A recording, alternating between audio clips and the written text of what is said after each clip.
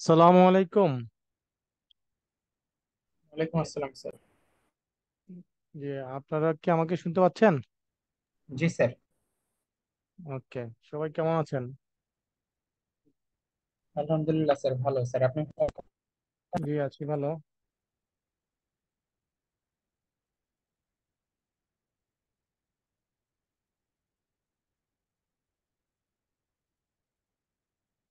আচ্ছা, অন্যদের জন্য।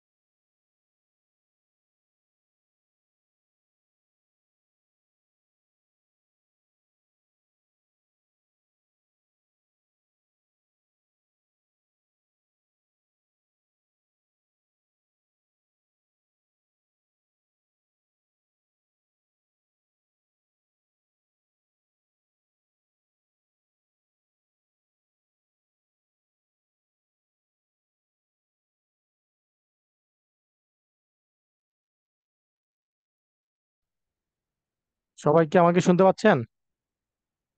জি স্যার, শুনতে পাচ্ছি। আচ্ছা, আমরা কি স্টার্ট করব? জি জি sir. Sir. Okay, thank you. Last ক্লাসে যে আলোচনাগুলো হয়েছিল সবাই তো সেটা বুঝতে পেরেছি, তাই না? জি স্যার। ওকে। আর লাস্ট ক্লাসে যে আমরা পড়াশোনার বাইরে কেরিয়ার নিয়ে কিছু আলোচনা করেছি এবং আপনাদের ফিউচার নিয়ে, সেইখানে কি কারো কোনো কিছু জানার আছে কিনা? থাকলে আমরা 2-4-5 মিনিট কথা বলতে পারি, দেন আমরা আমাদের ক্লাসে চলে যাবো। স্যার, একটা প্রশ্ন ছিল স্যার। জি, বলেন। স্যার, আমরা যে সার্টিফিকেট লেভেলটা আমরা তো প্রি আর্টিকেলশিপে করতেছি স্যার। দেন আমাদের হুম। যখন স্যার অনার্সটা কমপ্লিট হবে, গ্রাজুয়েশনটা কমপ্লিট হবে, তখন যদি আমরা ফার্মে যায় জয়েন করি, তখন হুম। আমার যদি 5টা বা 3টা সাবজেক্ট যদি আমার কমপ্লিট হয়, তখন আমি কি পরিমাণ অ্যালাউন্সটা পেতে পারি স্যার? ওকে। অ্যালাউন্সটা হচ্ছে যে আপনার এখন যেই পলিসি আছে সেই পলিসি অনুযায়ী ফার্স্ট ইয়ার আপনার হচ্ছে 7,000, সেকেন্ড ইয়ার থেকে 8,000, থার্ড ইয়ার থেকে হচ্ছে 9,000। ওকে। দেন আপনি যদি একটা লেভেল কোয়ালিফাই করেন, মানে সার্টিফিকেট লেভেল কমপ্লিট হয়, সেক্ষেত্রে আরো আপনার এডিশনাল 2,000 টাকা অ্যাড হয়ে যাবে অ্যালাউন্সের সাথে, ঠিক আছে?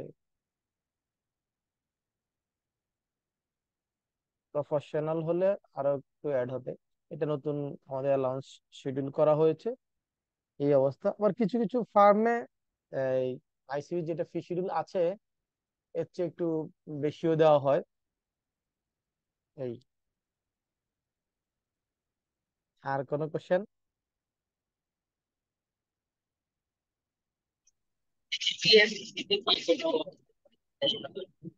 বুঝি নাই। অনার্সের বা বিবিএর যে সার্টিফিকেট থাকে আপনি কি বা দুইটা ডিভাইস সার্টিফিকেট দিয়ে জয়েন করেছেন? আছে তাহলে আপনি ইকো করছেন, নিশ্চয়ই আপনি দুইটা ডিভাইস অন করেছেন, যার কারণে ইকো করছে। এর জন্য মেবি হয়েছিল এরকম। জি, বলেন। তার কোশ্চেন ছিল যে সিজিপি এর জন্য কি কোনো মানে অ্যালাউন্স বাড়ার কোনো পসিবিলিটি এটা থাকবে কিনা? আইসিবির শুনেছিলাম 3.5। আইসিবির ফি শিডিউলে এটা আলাদা কোনো সেগ্রিগেশন নাই। এটা মোটামুটি সবার জন্য সেম। তবে ফার্ম ভিত্তিক, ফার্ম বিভিন্ন ক্যাটাগরিতে তার মতো করে মিনিমাম অ্যালাউন্সের বাইরে সে এডিশনাল অ্যালাউন্স দিতে পারে। যেমন পাবলিক ইউনিভার্সিটি থেকে আসলে সে এডিশনাল পায়, এরকম। এসএসসি করে আসলে, আইসিএম এ করে আসলে, মানে কস্ট অ্যাকাউন্টেন্ট হয়ে আসলে, এরকম বিভিন্ন ধরনের ক্রাইটেরিয়াতে বিভিন্ন ফার্ম বিভিন্ন ভাবে এডিশনাল অ্যালাউন্স দিয়ে থাকে। এটা হচ্ছে ফার্ম ভিত্তিক, ফার্মের ইস্যুস। কিন্তু আইসিবি যে অ্যালাউন্সটা দেওয়া আছে সেই অ্যালাউন্সটা মিনিমাম মেনটেন করতে হবে, এটা হচ্ছে আইসিবির গাইডলাইন আর কি। এর বেশি দিলে কোনো অসুবিধা নেই। স্যার, আপনার জানা মতে ওকে বা স্যার। আপনার দেখা মতে স্যার সিএল লেভেলে সর্বোচ্চ কত পর্যন্ত দেওয়া হচ্ছে? আসলে কি, সিএল লেভেল তো পরের কথা। পাবলিক ইউনিভার্সিটি থেকে ভালো স্টুডেন্ট আসলে অনেক ফার্মে তো 20-22 হাজার, 25,000, 28,000, 30,000ও দেয়। এটা নির্ভর করে ফার্ম টু ফার্ম। যেমন আপনি গেলেই যে আপনাকে ওই ফার্ম নিবে তা তো না। যেমন আপনি যদি আরআরএইচ এ যান, হ্যাঁ, তো সেই ক্ষেত্রে তো তাদের তো 18, পাবলিক ইউনিভার্সিটি থেকে গেলে 16,000, 18,000 এরকম রেঞ্জে তাদের হচ্ছে অ্যালাউন্স, ঠিক আছে? দেন এরপরে পাশ করলে, একটা লেভেল অথবা সাবজেক্ট পাশ করলে, সেখানে আবার প্রতি সাবজেক্টের জন্য একটা অ্যামাউন্ট অথবা লেভেলের জন্য একটা অ্যামাউন্ট অ্যাড করে দেখা যায় যে ওরা প্রায় সিএল হয়ে গেলে 25-এর কাছাকাছি হয়ে যায় ওদের। কারণ এটা তো জি সব স্যার। ফার্মে আপনার না, এটা দিয়ে হয়তো একটা ফার্মে আছে, হ্যাঁ, আরেকটা ফার্মে হয়তো 15,000 আছে, আরেকটা ফার্মে 12,000 আছে। এটা ফার্ম টু ফার্ম ভেরি করে।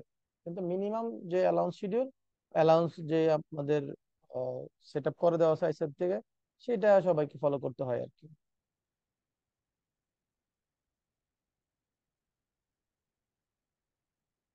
এটা আপনার ক্যাপাবিলিটির উপরও নির্ভর করে, হ্যাঁ, যে একটা ফার্ম কেন আপনাকে এডিশনাল বেনিফিট দিবে, নিশ্চয়ই আপনার ওই কোয়ালিটি থাকতে হবে।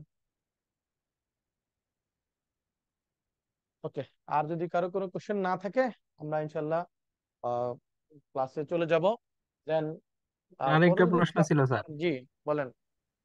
স্যার, আমাদের যে আমরা সিএটা করতেছি স্যার, এটাতে মানে বাহিরের কান্ট্রিতে এটার চাহিদা কিরকম? দেন আমি এটা বুঝাইতে চাচ্ছি স্যার যে কেউ কমপ্লিট করার পরে বা সিসি কমপ্লিট করার পরে কেউ যদি চায় যে স্যার দেশের বাহিরে কোনো ফার্মে জয়েন করতে, ওইখানে সেটা স্যার পারবে, কিরকম? সেটা পারবে। আমাদের এখানে কোয়ালিফাই করতে আমেরিকাও চাকরি করতেছে, ইউকে তে করতেছে, অস্ট্রেলিয়ায় করতেছে। আমাদের দেশের বাইরে আমাদের টোটাল মেম্বার এখন প্রায় 2350-এর মতো, হ্যাঁ, 2350-এর মতো। সেই জায়গায় আপনার হয়তো যারা জীবিত আছে হয়তো 2000-এর মতো। তার মধ্যে আপনার 170-80 জনের মতো আছে যারা দেশের বাইরে জব করে। ওকে, বিভিন্ন কান্ট্রিতে আছে। সো আপনার যদি বাইরে গিয়ে জব করার ইচ্ছা থাকে আপনি করতে পারেন, আপনার জন্য মার্কেট ওপেন। এবং আপনার আপনি স্যার আইসিএ থেকে কোয়ালিফাই স্যার করলে এক্ষেত্রে কি যে কোনো দেশে যাওয়া যাবে? যে কোনো দেশে যাওয়া যাবে। আপনার ক্যাপাসিটি দিয়ে আপনি সেখানে জব করবেন, আপনি ইন্টারভিউ দিবেন, ইন্টারভিউ ফেস করবেন। আপনি বাংলাদেশ থেকে মেম্বার চার্টার অ্যাকাউন্ট হওয়ার পরে আপনি ইংল্যান্ডের মেম্বারশিপ নিতে পারবেন। জাস্ট আপনাকে একটা পাথ এর মাধ্যমে, এখানে কোনো পরীক্ষা টরীক্ষা তেমন ঝামেলা কিছু নাই। তো আপনি এখানকার মেম্বার হলে কিন্তু আপনি ইংল্যান্ডের আইসিএডব্লিউ এর মেম্বারও হতে পারবেন, ইংল্যান্ডের মেম্বার হতে পারবেন। সেখানে আমাদের সাথে এমইউ করা আছে, তারপর অস্ট্রেলিয়ার সাথে আছে। এইগুলো ডিপেন্ড করবে হচ্ছে কি আপনি আপনাকে কোন জায়গায় দেখতে চান, সেটার জন্য আপনি তৈরি হবেন, আর কিছু না। এটা তো বাংলাদেশের জন্য কোন একটা ডিগ্রি না যে এটা শুধু বাংলাদেশের জন্য অ্যাপ্লিকেবল একটা প্রফেশনাল ডিগ্রি। এটা হচ্ছে গ্লোবাল ডিগ্রি। সো এখানে এটা নিয়ে আপনি পৃথিবীর যে কোনো কান্ট্রিতে আপনি ইন্টারভিউ ফেস করে আপনি জব নেবেন, কোনো অসুবিধা নেই, কোনো ব্যারিয়ার নাই।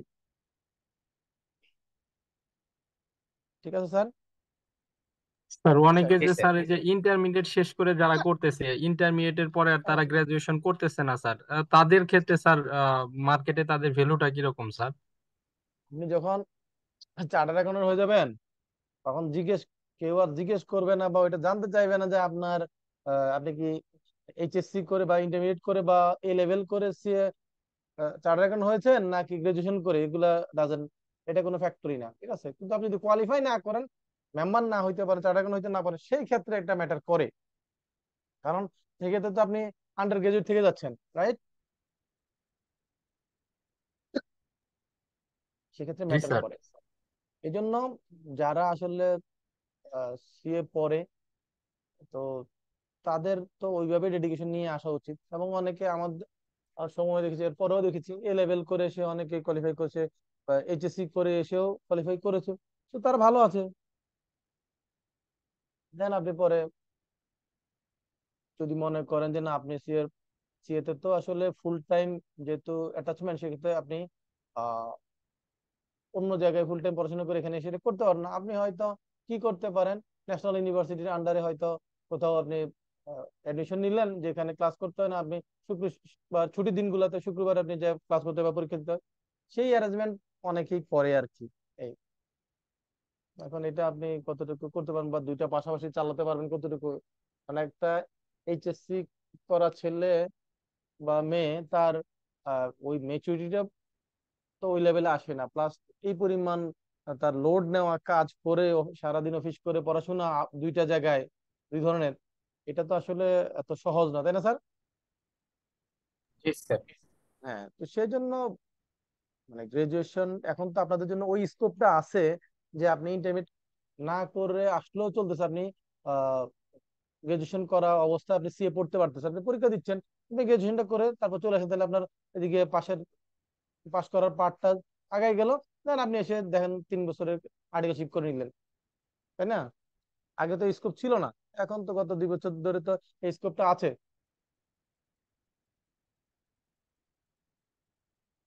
ওকে, আমরা লাস্ট ক্লাসে স্যার কতটুকু যারা পর্যন্ত আলোচনা সার্টিফিকেট করেছিলাম কেউ কি বলতে সিএ পারবেন? হয় ওদের ক্ষেত্রে কি এমবিএ সার্টিফিকেট সাপোর্ট দেয় বুঝি নাই। প্রমোশনের ক্ষেত্রে এসব বিষয়? আপনার আপনার সাউন্ডটা very low.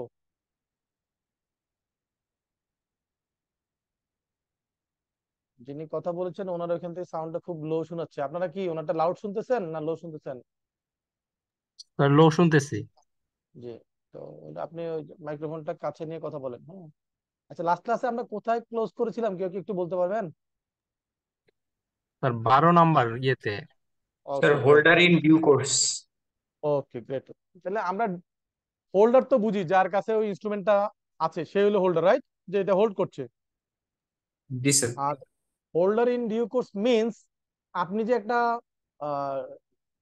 National instrument hold করছেন, এটা আপনি কি প্রপার ওয়েতে সেই ন্যাশনাল ইনস্ট্রুমেন্টটা হোল্ড করার রাইটটা পেয়েছেন, নাকি আপনি ইলিগেল ওয়েতে পেয়েছেন অথবা আনডিউ কোর্সে পেয়েছেন। ডিউ কোর্সে কি বলবো, নিয়ম মাফিক যদি কেউ ওই ন্যাশনাল ইনস্ট্রুমেন্টটা তার কাস্টডিতে আসে, তার হোল্ডিং এ আসে, সেটাকে আমরা বলবো কি ইন ডিউ কোর্স। মনে করেন আপনার আপনার কাছ থেকে কেউ একটা চেক যদি পিস্তল ঠেকায় ছিনে নিয়ে যায়, তাহলে সেটা কি ইন ডিউ কোর্স বলবো? বলেন তো, নিয়ম হ্যাঁ স্যার। মাফিক। হ্যাঁ, তাহলে হোল্ডার ইন ডিউ কোর্স মনে করেন, অথবা আপনি রাস্তা দিয়ে যাচ্ছেন, পথে আপনি এটা কুড়িয়ে পেয়েছেন, তাহলে সেটা কি আপনি প্রপার ওয়েতে পেয়েছেন? না স্যার। না পান স্যার। নাই। তাহলে holder in due course means আপনি ওই ন্যাশনাল ইনস্ট্রুমেন্টটার হোল্ডার হয়েছেন সঠিক নিয়ম মেনে, ঠিক আছে। আপনি যে ন্যাশনাল ইনস্ট্রুমেন্টটার হোল্ডার হয়েছেন, এইটার রাইটটা আপনারটা কি ডিফেক্টিভ না, আপনি প্রপার ওয়েতে সেটা পেয়েছেন। বুঝা গেল স্যার? জি স্যার। তারপর বলছে ইন্ডোর্স, স্যার ইন্ডোর্স করে অনেক, আমরা কি ইন্ডোর্স শব্দটার সাথে কেউ পরিচিত? ইন্ডোর্স করা, বলেন যে আমরা আহ কি করি, পাসপোর্টে এন্ডোর্স করে নিয়ে আসছি, ডলার এন্ডোর্স করছি, বলে না? জি স্যার। এন্ডোর্স মিন্স হচ্ছে কি, আসলে এটাকে কেউ একটা সাইন করে দিলেই, মনে করেন একটা ডকুমেন্ট, কোনো সিগনেচার ছাড়া কোনো ডকুমেন্ট যদি মনে করেন আপনার নাম দিয়ে, ফার্মের নাম দিয়ে একটা ডকুমেন্ট প্রিন্ট করা আছে, কিন্তু আপনি যতক্ষণ ধরে সাইন না করছেন, তাহলে সেটা কি অথেন্টিকেট হচ্ছে? না স্যার। না স্যার। যখনই আপনি ওই ডকুমেন্টটাকে সাইন করছেন, দ্যাট মিন্স আপনি এটাকে এন্ডোর্স করছেন, এটাকে আপনি কি অথরাইজ করছেন, রাইট, অথেন্টিকেট করছেন। তো এই ইন্ডোর্স করা মানে হচ্ছে কোনো ডকুমেন্টকে সাইন করে সেটা কি ভ্যালিডেট করা, কি করা, ভ্যালিডেট করা। তাহলে যিনি এই ডকুমেন্টটাতে সাইন করে দিচ্ছেন, যার সিগনেচারে এটা অথেন্টিকেট হচ্ছে, তাহলে যিনি সাইন করছেন তাকে কি বলবো আমরা, ইন্ডোর্সার বলবো, right. Sir. An endorser is a person who is authorized to sign a national security in order or transfer ownership from the, that means national instrumentটা যিনি সাইন করলে ওই নেগোশিয়েশন ইনস্ট্রুমেন্টটার ইফেক্টিভনেসটা আসে, এটার ভ্যালিডিটি আসে। যেমন আপনি একটা চেকের মধ্যে আপনি সাইন করছেন, আপনার চেক বইটা আপনার অ্যাকাউন্ট, আপনি চেকে সাইন করছেন, এটাকে, তাহলে আপনিও একজন কি ইন্ডোর্সার, আপনি কি ওই চেকের ইন্ডোর্সার কে আপনি। বুঝতে পারছি স্যার? ওকে, তার মানে ইন্ডোর্স করা মিন্স নেগোশিয়েবল ইনস্ট্রুমেন্টের মধ্যে সাইন করাটাকে কি বোঝায়, যে অথরাইজ পারসন যে এটাকে সাইন করার অথরিটি রাখে, এটাকে ভ্যালিডেট করার জন্য, তাকে আমরা কি বলবো sir? Indoor sir. Indoor sir. তাহলে এটা বুঝতে কোনো অসুবিধা তো নিশ্চয়ই থাকার কথা না, রাইট? জি স্যার। ওকে, এখন মনে করেন আপনি চেকটা সাইন করে বা নেগোশিয়েশন ইনস্ট্রুমেন্টটা সাইন করে আপনি সাইন করলেন, তাহলে আপনি হচ্ছেন ইন্ডোর্সার। সাইন করে যাকে দিলেন, যাকে সাইন করে ওই নেগোশিয়েশন ইনস্ট্রুমেন্টটাকে আপনি কি করে দিলেন, ভ্যালিডেট করে দিলেন, তাহলে তিনি কি হবেন, ইন্ডোর ইনডোর সি। ইন্ডোর্সি। ক্লিয়ার? ওকে। আর এই যে আপনি সাইন করলেন, যে কাজটা করলেন, এটাকে বলছে যে এন্ডোর্সমেন্ট করা হলো। কি করা হলো? এন্ডোর্সমেন্ট। এই যে আপনি যে সাইন করছেন, আপনি হচ্ছেন ইন্ডোর্সার, যাকে সাইন করে দিয়েছেন সে হচ্ছে এন্ডোর্সি। আর এই যে সাইন করার যে কাজটা, এই কাজটাকে কি বলছে, এন্ডোর্সমেন্ট। এন্ডোর্সমেন্ট, এন্ডোর্সমেন্ট বলছে। Clear sir? জি। ওকে,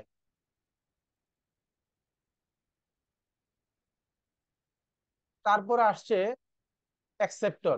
এখন বলেন তো, গত ক্লাসে আমরা যখন আলোচনা করেছিলাম, আমরা বলেছিলাম যে ন্যাশনাল ইনস্ট্রুমেন্ট কয় ধরনের হয়, কয়টা আইটেম ন্যাশনাল ইনস্ট্রুমেন্টের, তিন ধরনের। কি কি? The promissory note, bill of exchange and check. Check. Great. এখন বলেন তো, প্রভিজরি নোটে পার্টি কয়টা থাকে? স্যার দুইটা থাকে। ওকে, গ্রেট। তার মানে গত ক্লাসটা আপনি ভালোভাবে শুনেছেন, বুঝেছেন। এখন বলেন তো, চেকে কয়টা পার্টি থাকে? তিনটা স্যার। তিনটা স্যার। তিনটা থাকে, ড্রয়ার, পেয়ি আর ড্রয়ি। Drawer, drawee, payer. আচ্ছা, বিল অফ এক্সচেঞ্জে কয়টা পার্টি থাকে? স্যার স্যার তিনটা। তিনটা থাকে। মিনিমাম তিনটা। মিনিমাম তিনটা, ম্যাক্সিমাম জি তাহলে স্যার মিনিমাম তিনটা। এভাবে বলতে হবে যে বিল অফ এক্সচেঞ্জে মিনিমাম তিনটা, কি মিনিমাম তিনটা। তিনটা। ওকে, এখন বলেন তো, যেখানে প্রমিসারি নোট সেখানে একজন প্রমিস করছে আরেকজনের কাছে, রাইট? তো এখানে কি এখানে কোনো অ্যাকসেপ্ট, মাঝখানে কি থার্ড পার্টি কি আছে যে এটা অ্যাকসেপ্ট করতে হবে? না না স্যার, স্যার। থার্ড পার্টি তো নাই। তাহলে তাহলে অ্যাকসেপ্টরটা কি প্রমিসারি নোটের জন্য অ্যাপ্লিকেবল? না না স্যার। স্যার। নো। তাহলে এটা আমরা ফেলে দিলাম, রাইট? এটা সরে রাখলাম। দেন আবার সেন চেক, কি চেক? চেক। তো চেক হচ্ছে গিয়ে আপনি সাইন করে দিচ্ছেন, দিলে ব্যাংকে প্লেস করলো, প্লেস করলে ব্যাংক পেমেন্টটা করে দিবে। এখানে কি ব্যাংক চেকের উপরে অ্যাকসেপ্টেন্স সিল মারার কোনো প্রয়োজন আছে বা অধিকার আছে? না না স্যার। স্যার। রিকোয়ারমেন্ট আছে? নাই। তাহলে এটাও বুঝলাম যে চেকের ক্ষেত্রেও অ্যাকসেপ্টরের প্রয়োজন নাই, প্রমিসারি নোটের ক্ষেত্রেও নাই। তাহলে কার ক্ষেত্রে প্রয়োজন? বিল of bill exchange. Of sir bill of exchange. Exchange. হ্যাঁ। তাহলে বিল অফ এক্সচেঞ্জটা যিনি ইস্যু করবেন সে হচ্ছে ড্রয়ার, তাই না? যাকে পে করার জন্য নির্দেশ দিবেন সে হচ্ছে ড্রয়ি, যে পেমেন্টটা পাবে সে হচ্ছে কি পেই, রাইট? জি স্যার। ওকে, এখন ওই যে বললাম মিনিমাম তিনটা পার্টি, ম্যাক্সিমাম আরো বেশি হতে পারে। এখন যদি ধরে নিলাম তিনটাই পার্টি মিনিমাম, তাহলে যে ড্রয়ি, যে কি ড্রয়ি, যাকে নির্দেশ করলাম, মানে ড্রয়ি হচ্ছে, ধরে নিলাম যে আমি কি এখানে সোনালী ব্যাংকের মতিঝিল শাখা, কি সোনালী ব্যাংকের মতিঝিল শাখা, সেখানে আমি বলেছি যে ড্রয় হচ্ছে সোনালী ব্যাংকের মতিঝিল শাখা, সে পেমেন্টটা করবে মিস্টার এক্স কে, গ্রেট। তাহলে এখন ড্রয়ি, সে এখন ড্রয়ি আছে, কিন্তু যখন সে ওই বিল অফ এক্সচেঞ্জটা তার কাছে প্লেস করা হলো পেমেন্টের জন্য, সে যদি এটাকে অ্যাকসেপ্ট করে, কি করে অ্যাকসেপ্ট করে সাইন করে। অ্যাকসেপ্ট করে সিল দিয়ে সাইন করে, তাহলে তখন আর সে আর ড্রয় থাকে না, তখন সে কি হয়ে যায়? অ্যাকসেপ্টর। অ্যাকসেপ্টর হয়ে যায়। কারণ শুধু ড্রয় যদি হয় তাহলে সে, তার অপশন আছে, সেটাকে অ্যাকসেপ্ট করতে পারে, নাও করতে পারে, রাইট? জি স্যার। ওকে, দেন সে যদি নট অ্যাকসেপ্টেড সিল দিয়ে দেয়, তাহলে তার কি আর কোনো দায় দায়িত্ব আছে? না স্যার। না স্যার। এটা তো বুঝতে পেরেছি, রাইট? এখন যদি সে অ্যাকসেপ্টেড সিলটা দেয় তাহলে কি হবে? দায়িত্ব থাকবে। লায়াবিলিটি জন্মাবে। তাহলে সে এটা পেমেন্ট করার জন্য অ্যাকসেপ্টেন্স দিয়েছে, দ্যাট মিন্স এইটার অব্লিগেশনটা চলে আসছে তার উপর, রাইট? জি স্যার। ওকে, তাহলে এই যে এখানে দেখেন ড্রই ছিল সোনালী ব্যাংক, সে যখন অ্যাকসেপ্টেন্স সিল দিল সে এখন আর ড্রই নাই, সে কি হয়ে গেল? অ্যাকসেপ্টর। অ্যাকসেপ্টর। অ্যাকসেপ্টর হয়ে গেল। আর যখনই অ্যাকসেপ্টর হয়ে গেল তার অব্লিগেশন ক্রিয়েট হয়ে গেল, রাইট? ইয়েস। আর যখন ড্রই ছিল তখন তার অপশন ছিল yes or no, right? Yes sir. Accept করবো বা করবো না। কিন্তু যখন অ্যাকসেপ্টেন্স সিল দিল তখন সে অ্যাকসেপ্টর হয়ে গেল, তখন এটা পেমেন্ট করার জন্য তার লাইবিলিটি ক্রিয়েট হয়েছে, রাইট? লাইবিলিটি ক্রিয়েট হইলে সেটা পেমেন্ট করবে, আবার চাইলে পেমেন্ট নাও করতে পারে, তবে অ্যাকসেপ্টেন্স দিলে নর্মালি সে এটা পেমেন্ট করবে, এটা মোটামুটি শিওর, এটা নিয়ে কোনো তেমন ডাউট থাকে না। তারপর যদি অ্যাবনর্মাল কোনো সিচুয়েশন হয়, সে তখন ওই যে অ্যাকসেপ্টেন্সটা দুই ধরনের হয়, একটা হচ্ছে অ্যাকসেপ্টেন্স ফর কি অনার, আর একটা হচ্ছে কি অ্যাকসেপ্টেন্স ফর পেমেন্ট, কি অ্যাকসেপ্টেন্স ফর পেমেন্ট। অনারটা মিন্স আপনার কাছে ডকুমেন্টটা আসছে, আপনি এটা অ্যাকনোলেজ করছেন যে হ্যাঁ তোমার এটা আমি গ্রহণ করলাম, তারপর যে ডিউ টাইম আসবে যে ওইখানে গ্রহণ করলাম, যে ওখানে বলা থাকবে যে হ্যাঁ এটা 1 মাসের মধ্যে ম্যাচুরিটি ডেটের পরে পেমেন্টটা করবে, তারপর সেই ডকুমেন্টটা আসলে আপনি অ্যাকসেপ্টেন্স দিলে ম্যাচুরিটি ডেট হয়ে গেলে দেন আপনি পেমেন্টটা করবেন। কিন্তু যখন পেমেন্টের টাইম আসলো তখন আপনি যদি পেমেন্ট করতে না চান, তখন সেটাকে বলবো কি, তাহলে যদি পেমেন্ট করেন তাহলে অ্যাকসেপ্টেন্স ফর পেমেন্ট, আর যদি পেমেন্ট করার আপনার ইচ্ছা না থাকে, ডিসএগ্রি করেন, তাহলে কি হবে? তাহলে নন অ্যাকসেপ্টেন্স ফর পেমেন্ট হবে। তখন হবে কি নন অ্যাকসেপ্টেন্স ফর পেমেন্ট। তাহলে অ্যাকসেপ্টেন্স ফর অনার আর হচ্ছে অ্যাকসেপ্টেন্স ফর পেমেন্ট, দুইটা জিনিস। আবার নন অ্যাকসেপ্টেন্স ফর, তো সেখানে তাহলে ডিসঅনার হইতে পারে। তাহলে আপনি যে ইয়েটা দিলেন, ডকুমেন্টটা কালেক্ট করলেন, সেটা আপনি ডিসঅনার করে দিতে পারেন। তাহলে দেখেন acceptance for honour, that means a bill of exchange have been noted and protested. এই অ্যাকসেপ্টেন্স ফর অনারটা একটু শুনেন, এটা কি? একটা হলো যে আমি নর্মালি আমার কাছে আসছে আমার নামে, আমি এটা কি করেছি, অ্যাকসেপ্টেন্স দিয়ে দিচ্ছি, তাহলে আমি অ্যাকসেপ্টর, এটা হলো আমার নর্মাল পজিশন, রাইট? এখন যদি এমন হয় যে না আমি এটা কি করি নাই, অ্যাকসেপ্টেন্স দেই নাই, তাহলে এখন ওই ক্লায়েন্ট বলবে, যাবে এখন মনে করেন অন্য একটা ব্যাংকে গিয়ে বললো যে আমার এটা তো আপনাদের এখানে আমরা দীর্ঘদিন ধরে ট্রানজাকশন করি, তা আমার এটা সোনালী ব্যাংকে ইয়ে ছিল, তারা এটা অ্যাকসেপ্টেন্স দেয় নাই। এখন আপনি কি করবেন, যে রাজবাংলা ব্যাংকে বললেন যে তুমি এটার একটা কি করো, অ্যাকসেপ্টেন্স দাও। কেন দাও? কারণ এটা ডিজনার হয়েছে। ডিজনার হয়েছে, কিন্তু রাজবাংলা ব্যাংক কি ওই এগ্রিমেন্টের পার্টি ছিল ইনিশিয়ালি? না স্যার। না না স্যার। স্যার। ছিল না। তাহলে সে এখানে এখন যে অ্যাকসেপ্টেন্সটা দিচ্ছে এটা হচ্ছে আরেকজনের সম্মানে দিচ্ছে, আরেকজনের কি সম্মানে। আরেকটা যদি এক্সাম্পল দিয়ে বুঝাই, মনে করেন আপনার কোন রিলেটিভ ব্যাংক থেকে লোন নিয়েছে, কি করেছে, ব্যাংক থেকে লোন নিয়েছে, এখন সে ব্যাংকের পেমেন্ট ক্লিয়ার করতে পারছে না, অথবা সে লোন নেওয়ার সময় ওইখানে আরেকজন গ্যারান্টর ছিল বা ইয়ে ছিল, তো সে দেখা গেল যে গ্যারান্টর কাছে যখন গেল পেমেন্টের জন্য, গ্যারান্টর তখন আর কি করতে পারছে না, সে আর অ্যাকসেপ্টেন্স দিচ্ছে না, সে পেমেন্ট দিতে পারতেছে না। ওই তখন এটা তো আইনগত প্রসিডিংসে চলে যাবে না, যেহেতু সে পেমেন্টটা দিচ্ছে না। ওই অবস্থায় কি আপনি আপনার রিলেটিভ বা ছোট ভাই যখন প্রবলেমে পড়ছে, আপনি তখন কি করবেন?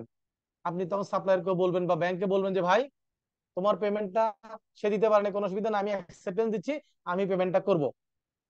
হতে পারে না? জি স্যার, হতে পারে। আপনার অন্য এক ব্যাংক অ্যাকসেপ্টেন্স দেয় নাই, আপনি অন্য ব্যাংকে ম্যানেজ করে বলছেন, সে বলছে ঠিক আছে আমি অ্যাকসেপ্টেন্স দিব। তবে এখানে একটু কি আছে, কন্ডিশন আছে। এখানে কি আছে, একটু কন্ডিশন আছে। আপনি যখন বিল অফ এক্সচেঞ্জটা দিয়েছেন, তখন তো আপনি বলেছিলেন যে সোনালী ব্যাংক আপনার পেমেন্টটা করবে, রাইট? জি স্যার। কিন্তু সোনালী ব্যাংক পেমেন্ট করবে এটা বলাতে হয়তো ওই সাপ্লায়ার রাজি হয়েছে আপনার বিল অফ এক্সচেঞ্জটা নিতে, ঠিক আছে, তার কনফিডেন্সটা পেয়েছে। এখন সোনালী ব্যাংক না করার কারণে আপনি এখন বলছেন না এটা রাজবাংলা ব্যাংক করবে, অথবা ঢাকা ব্যাংক করবে, অথবা এক্সিম ব্যাংক করবে, যে কোনো একটা ব্যাংক করবে। এখন ওই যে আপনার সাপ্লায়ার, সে যদি বলে যে না আমি তো ঢাকা ব্যাংকের বা রাজবাংলা ব্যাংকের উপর কি করতে পারছি না, রিলাই করতে পারছি না, তাহলে আপনি ওই অ্যাকসেপ্টেন্সটা যে দিবেন অনারে, সেইটা নির্ভর করবে ওই যে পেইর কি লাগবে, কনসেন্ট লাগবে। কি লাগবে স্যার? কনসেন্ট লাগে স্যার। হ্যাঁ, পেইড কনসেন্ট। পে যদি এগ্রি না হয় যে না তুমি ওই অ্যাকসেপ্টেড ফর অনার, এটা রাজবাংলা ব্যাংক তোমার অ্যাকসেপ্টেন্স দিবে অনারে, এটা আমি রাজি না, তাহলে কিন্তু ওই অ্যাকসেপ্টেড ফর অনার হইতে পারবে না। Clear sir? তাহলে অ্যাকসেপ্টেড ফর অনার এটা কখন আসে, যখন মূল যেই অ্যাকসেপ্টেন্স দেওয়ার জন্য যিনি রেসপন্সিবল ছিলেন, অ্যাকসেপ্টর ছিলেন, উনি অ্যাকসেপ্ট করেন নাই, মূল ড্রয়ি বা মূল অ্যাকসেপ্টর এটা করেন নাই, তাহলে ওনার পরিবর্তে অন্য কেউ যদি সেটা অ্যাকসেপ্টেন্স দিতে চান, তাহলে সেটাকে আমরা কি বলবো? Acceptance for honour. Acceptance for honour. আর যিনি করবেন অনারটা, তাকে আমরা কি বলবো? Acceptor for honour. তা সে অনারে অ্যাকসেপ্টর হয়েছে, ঠিক আছে, আরেকজনের অনারে। ওকে, এখন আসেন দেখেন, বলছে যে ব্ল্যাঙ্ক ইন্ডোর্সমেন্ট। ইন্ডোর্সমেন্ট বলতে আমরা কি বুঝি স্যার? কোনো কিছু সাইন করে দেওয়া, কোন অথরাইজেশন করা। ডকুমেন্টটাকে সিগনেচার করে অথেন্টিকেট করে দেওয়া, রাইট? জি স্যার। এখন এখানে বলছে যে ব্ল্যাঙ্ক ইন্ডোর্সমেন্ট, তাহলে আপনি একটা ডকুমেন্টকে সিগনেচার করে অথেন্টিকেট করে দিলে এটাকে বলে ইন্ডোর্সমেন্ট, রাইট? এখন বলছে blank endorsement. Blank endorsement means হচ্ছে ওই যে নেগোশিয়েবল ইনস্ট্রুমেন্ট, এটার সকল ইনফরমেশন ফিল আপ না করে খালি রেখে আপনি সাইন করে দিয়েছেন। শুধু কি করে দিয়েছেন? শুধু সাইন করে দিয়েছি। সাইন করে দিয়েছেন। যেমন আমরা যদি সহজভাবে চিন্তা করি, একটা চেক আপনি হয়তো আপনার ছেলেকে, আপনার ছোট ভাইকে বা বোনকে কি করলেন, একটা চেক দিবেন, বা আপনার অফিসের স্টাফকে বললেন যে তুমি ব্যাংক থেকে টাকাটা তুলে নিয়ে আসো। আপনি কি করলেন? আপনি ওইখানে, অথবা ছেলের স্কুলের ফিজ লাগবে, আপনি অ্যামাউন্টটা জানেন না, আপনি কি করলেন? জাস্ট চেকটা সিগনেচার করে দিলেন, ওই যে কে পেমেন্টটা পাবে তার নামের জায়গাটা আপনি লিখে দিলেন নাই, অ্যামাউন্টটা লেখেন নাই, ডেটটা লেখেন নাই, তাহলে কি ইনভেস্টমেন্টটা কি ফুল কমপ্লিট আছে না নাই? ইনকমপ্লিট আছে স্যার। ওকে, রাইট। তাহলে ইনফরমেশন শুধু সিগনেচার করে দিলেন, অন্য কিছু ফিল আপ করলেন না, তাহলে ইনফরমেশন গুলো ফিল আপ না করে তাহলে সেটাকে আমরা কি বলবো? Blank endorsement. Blank endorsement. Blank endorsement. মানে যেমন আমরা ওই অনেক সময় এরকম শোনেন না যে ব্ল্যাঙ্ক চেককে সাইন করে দিয়েছে, শুনি তো নাকি? জি স্যার। এই ব্ল্যাঙ্ক চেকটাও হচ্ছে ব্ল্যাঙ্ক এন্ডোর্সমেন্ট। ওই যে আপনি সিগনেচার করে দিয়েছেন একটা খালি চেককে, এটাকে কি বলতে পারবো আমরা এখন? Blank endorsement. বুঝতে পারছি স্যার? জি স্যার। ওকে, এখন এই ব্ল্যাঙ্ক এন্ডোর্সমেন্ট চেকটা যে আমি আপনাকে দিলাম বা আপনার ছোট ভাইকে আপনি দিলেন, সে যখন ব্যাংক থেকে পেমেন্টটা ড্র করবে তার আগে কি বাকি ইনফরমেশন গুলো ফিল আপ করতে হবে না? জি স্যার। অবশ্যই স্যার। তাহলে যখন খালি অবস্থায় ইনফরমেশন ফিল আপ না করা অবস্থা সাইন করছে সেটা হচ্ছে ব্ল্যাঙ্ক এন্ডোর্সমেন্ট। এরপর যখন আপনি ওই যে ইনফরমেশন গুলো খালি ছিল এগুলা ফিল আপ করে দিয়েছেন, তখন সেটাকে আমরা কি বলবো? Full endorsement. Full endorsement. That means যে এন্ডোর্সমেন্টটা করা আছে সেখানে ওই ইনস্ট্রুমেন্টে কোনো ইনফরমেশন কি নাই, বাদ নাই, ফাঁকা নাই। যেমন চেকের কি লাগে, কাকে চেক পে করছেন তাহলে পেইন নাম লাগে, দেন হচ্ছে আপনার চেক, চেকের উপর ডেট লাগে, চেকের অ্যামাউন্ট লাগে, ইনওয়ার্ড লাগে, রাইট? এই চারটা জিনিস লাগে না স্যার? জি স্যার। তাহলে এই চারটা জিনিস যদি ব্ল্যাঙ্ক রেখে আমি সাইন করি সেটা হচ্ছে ব্ল্যাঙ্ক ইনভেস্টমেন্ট। আর ওই সিগনেচার করার পরে, যে সিগনেচার করা মানে তো ইনভেস্টমেন্ট হয়ে গেল, রাইট? ব্ল্যাঙ্ক ছিল, ওকে। এখন আমি যদি ব্যাংকে যখন আমি টাকা তুলতে যাব তখন আমি ইনফরমেশন গুলো ফিল আপ করবো না নাকি না? স্যার অবশ্যই। এই এই খালি অবস্থা কি জমা দিলে ব্যাংক আমাকে পেমেন্ট দিবে? না স্যার। দিবে না। তাহলে আমি এটাকে ফিল আপ করবো। যখনই আমি এটা ফিল আপ করছি তখন এটা ফুল এন্ডোর্সমেন্ট হয়ে যাচ্ছে, কারণ এখানে আর কোনো ইনফরমেশন কি নাই, মিসিং ফাঁকা নেই। নাই বা বাদ নাই। Clear sir? তাহলে ব্ল্যাঙ্ক এন্ডোর্সমেন্ট, ফুল এন্ডোর্সমেন্ট পরীক্ষা আসতে পারবো। জি জি স্যার স্যার। ইনশাআল্লাহ। ওকে, এবার দেখেন, এটা মনে হয় গত ক্লাসের শুরুর দিকে আলোচনা হয়েছিল, ওই payable to order, payable two bearer, মনে আছে স্যার? জি sir. Payable to order means আমি যাকে পেমেন্ট করার জন্য নির্দেশ করেছি, মানে যেভাবে পেমেন্ট করতে নির্দেশ করেছি সেভাবে। আর বিয়ারার মিন্স হচ্ছে যে ওই যে একটা ক্যাশ চেক দিলাম, যে এই কেউ চেক গ্রহণ যেই করতে হাতে যেই হাতে যার কাছে যাবে সেই টাকাটা তুলতে পারবে, রাইট? স্যার। তাহলে বিয়ারার মিন্স নেগোশিয়েশন ইনস্ট্রুমেন্টটা যার হাতে থাকবে সেই টাকাটা তুলতে পারবে, রাইট? জি স্যার। আর অর্ডার মিন্স আমি যদি চেকে লিখে দিই যে এটা মিস্টার সলিমউদ্দিন অথবা তার নির্দেশে যে কেউ পেমেন্টটা করতে হবে, তাহলে সেটা হলো অর্ডার। এটা কি পেয়েবল টু অর্ডার। আর বিআরআর মিন্স আমি এরকম কাউকে নির্দেশ করে দিচ্ছি না, এই ডকুমেন্ট যার হাতে যাবে সেই পেমেন্টটা পাবে। Clear sir? জি স্যার। জি স্যার। ওকে, এবার আসেন, এর আগে দেখেছিলাম আমরা হচ্ছে কি in due course, holder in due course, এখন আসছে কি payment payment in due course. এই কোর্স। ওকে, এটা সিম্পলি যদি আমরা মনে করি সেটা হচ্ছে যে এই নেগোশিয়েশন ইনস্ট্রুমেন্টটা যখন আসবে এটা পেমেন্ট করতে হবে না? জি স্যার। এই পেমেন্ট করতে গিয়ে যে প্রসেসটা, সঠিক নিয়মটা যেটা ফলো করা দরকার সেটা যদি ফলো করে পেমেন্টটা করেন তাহলে সেটাকে আমরা কি বলবো? Payment in payment in due payment course. Due course. এখন আমি একটা এক্সাম্পল দিয়ে আপনাদেরকে বুঝাবো, দেখবো যে এটা আপনাদের সারা জীবন মনে থাকবে। ওকে, এখন বলেন তো, আমি আপনাকে একটা চেক দিলাম, ওকে, একটা অ্যাকাউন্ট পে চেক দিলাম, আপনি অথবা ক্যাশ চেকে দিলাম আপনার নামে। আপনি কি করলেন, এই চেকটা নিয়ে ওই রেসপেক্টিভ ব্যাংকে, ক্যাশ চেক হলে যে ব্যাংকের চেক সেই ব্যাংকে যে কোনো একটা ব্রাঞ্চে আপনি গেলেন। ওকে, যাওয়ার পর আপনি চেকটা ব্যাংকে যখন দিলেন অফিসারকে, তাহলে এরপর ব্যাংকের অফিসার কি করবে বলুন তো চেকটা নিয়ে? স্যার সবকিছু চেক করে যে সবকিছু ঠিকঠাক আছে কিনা। এ সব বলতে কি বুঝায়? আপনি তো প্রফেশনাল, আপনি তো সব বললে হবে না, এটা তো যারা জেনারেল পাবলিক তারা সব বলবে। সাইন চেক করবে, ওই আপনাকে তো স্পেসিফিক অ্যাকাউন্টে বলতে হবে কার্ড কি কি চেক ব্যালেন্স আছে করবে। স্যার কিনা, ডেট, সাইন, balance আছে অ্যামাউন্ট, সিগনেচার। হুম, আচ্ছা, ওকে। এখন ফার্স্ট অফ অল সে দেখবে যে এটার চেকের যে ডেটটা দেওয়া আছে ওই ডেটের আগে পেমেন্টের জন্য আসছে না ওই নির্দিষ্ট ডেটে বা তারপরে আসছে, ম্যাচিউর হওয়ার পর আসছে, রাইট? এখন যদি চেকের ডেট থাকে 31 মে, রাইট, তাহলে সেক্ষেত্রে কি আমি যদি মনে করেন মে মাসের 30 তারিখও যাই তাহলে কি ব্যাংক আমাকে পেমেন্টটা করবে? না স্যার। না স্যার। এক ডেটটা হচ্ছে 31শে মে, আমি 30 তারিখে গেলাম, তাহলে কি ব্যাংক আমাকে পেমেন্টটা করবে? না না স্যার। স্যার। করবে না। তাহলে ব্যাংক প্রথমে চেক করবে যে চেকের ডেটটা কি ডিউ, চেকের পেমেন্টের জন্য ডিউ হয়েছে কিনা, রাইট? জি স্যার। ওকে, নাম্বার 1। নাম্বার 2 কি করবে? দেখবে যে যেই চেকটা আসছে ওই অ্যাকাউন্টে ঢুকে দেখবে যে এটার ট্রানজাকশন লিমিট কত, রাইট? দেখবে না? জি স্যার। তারপর দেখবে যে সেইটার অ্যাকাউন্টে এই পরিমাণ ব্যালেন্স আছে কিনা, তাই না? এখন আপনি 10 লক্ষ টাকার একটা চেক দিয়েছেন কিন্তু অ্যাকাউন্টে আছে 9,99,999, তাহলে কি 10 লক্ষ টাকার চেকটা পেমেন্ট করা যাবে? না না স্যার। স্যার। যাবে না। তাহলে ব্যাংকে ব্যালেন্স থাকতে হবে, রাইট? যেই অ্যামাউন্টের চেক গিয়েছে মিনিমাম সেই অ্যামাউন্টের কি লাগবে, ব্যালেন্স থাকা লাগবে নাকি? জি স্যার। ওকে। তারপর সে কি করে, যখন দেখবে যে ব্যালেন্স ঠিক আছে তখন সে কি চেক করবে? সিগনেচার ঠিক আছে কিনা, রাইট? জি স্যার।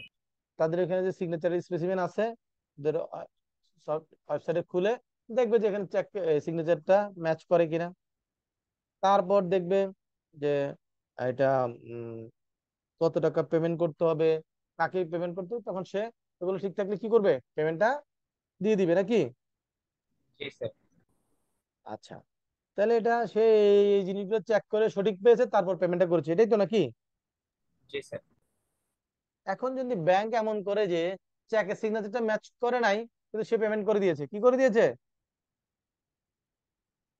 স্যার। পেমেন্ট করে দিয়েছে। তাহলে এই পেমেন্ট, তাহলে আমি মনে করেন আপনি এক জায়গায় বললেন যে এই পেমেন্টটা সঠিক হয় না বা আমার এই পেমেন্টটা নিয়ে কি আছে, ব্যাংকের এগেনস্টে কমপ্লেইন আছে।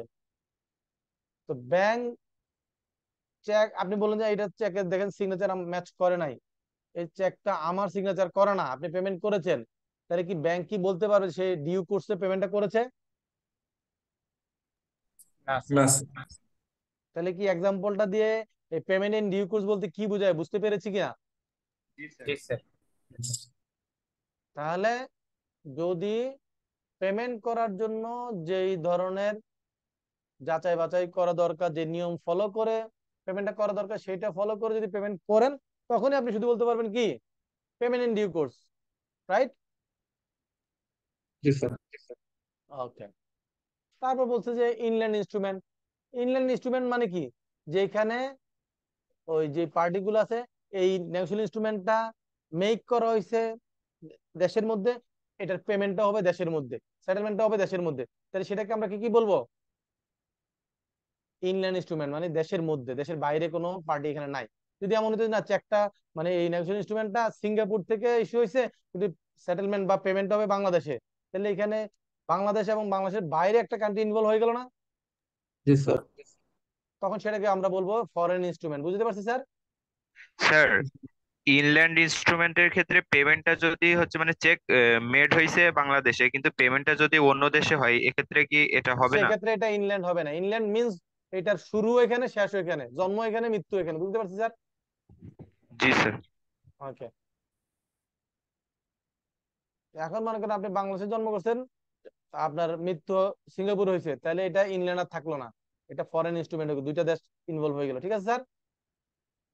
জি তাহলে স্যার। যদি এমন হয় যে একটা নেগোশিয়েশন ইনস্ট্রুমেন্ট বাংলাদেশে মেক করেছে কিন্তু এটার পেমেন্ট হচ্ছে কোথায় বা সেটেলমেন্ট হচ্ছে সিঙ্গাপুরে, ইউকে তে অথবা আমেরিকায়, তাহলে কি হবে, এটাকে আমরা ফরেন ইনস্ট্রুমেন্ট ফরেন বলবো। বুঝতে ইনস্ট্রুমেন্ট। বুঝতে পারছি স্যার? জি স্যার। ওকে। তারপর এখানে কি বলা আছে যেটা 25 নাম্বার পড়েন তো। বিগ বস ইনস্ট্রুমেন্ট। হ্যাঁ, তাহলে আমরা তো এতক্ষণ নেগোশিয়েশন ইনস্ট্রুমেন্ট শুনলাম, তো এটা আবার কি জিনিস, তাই না?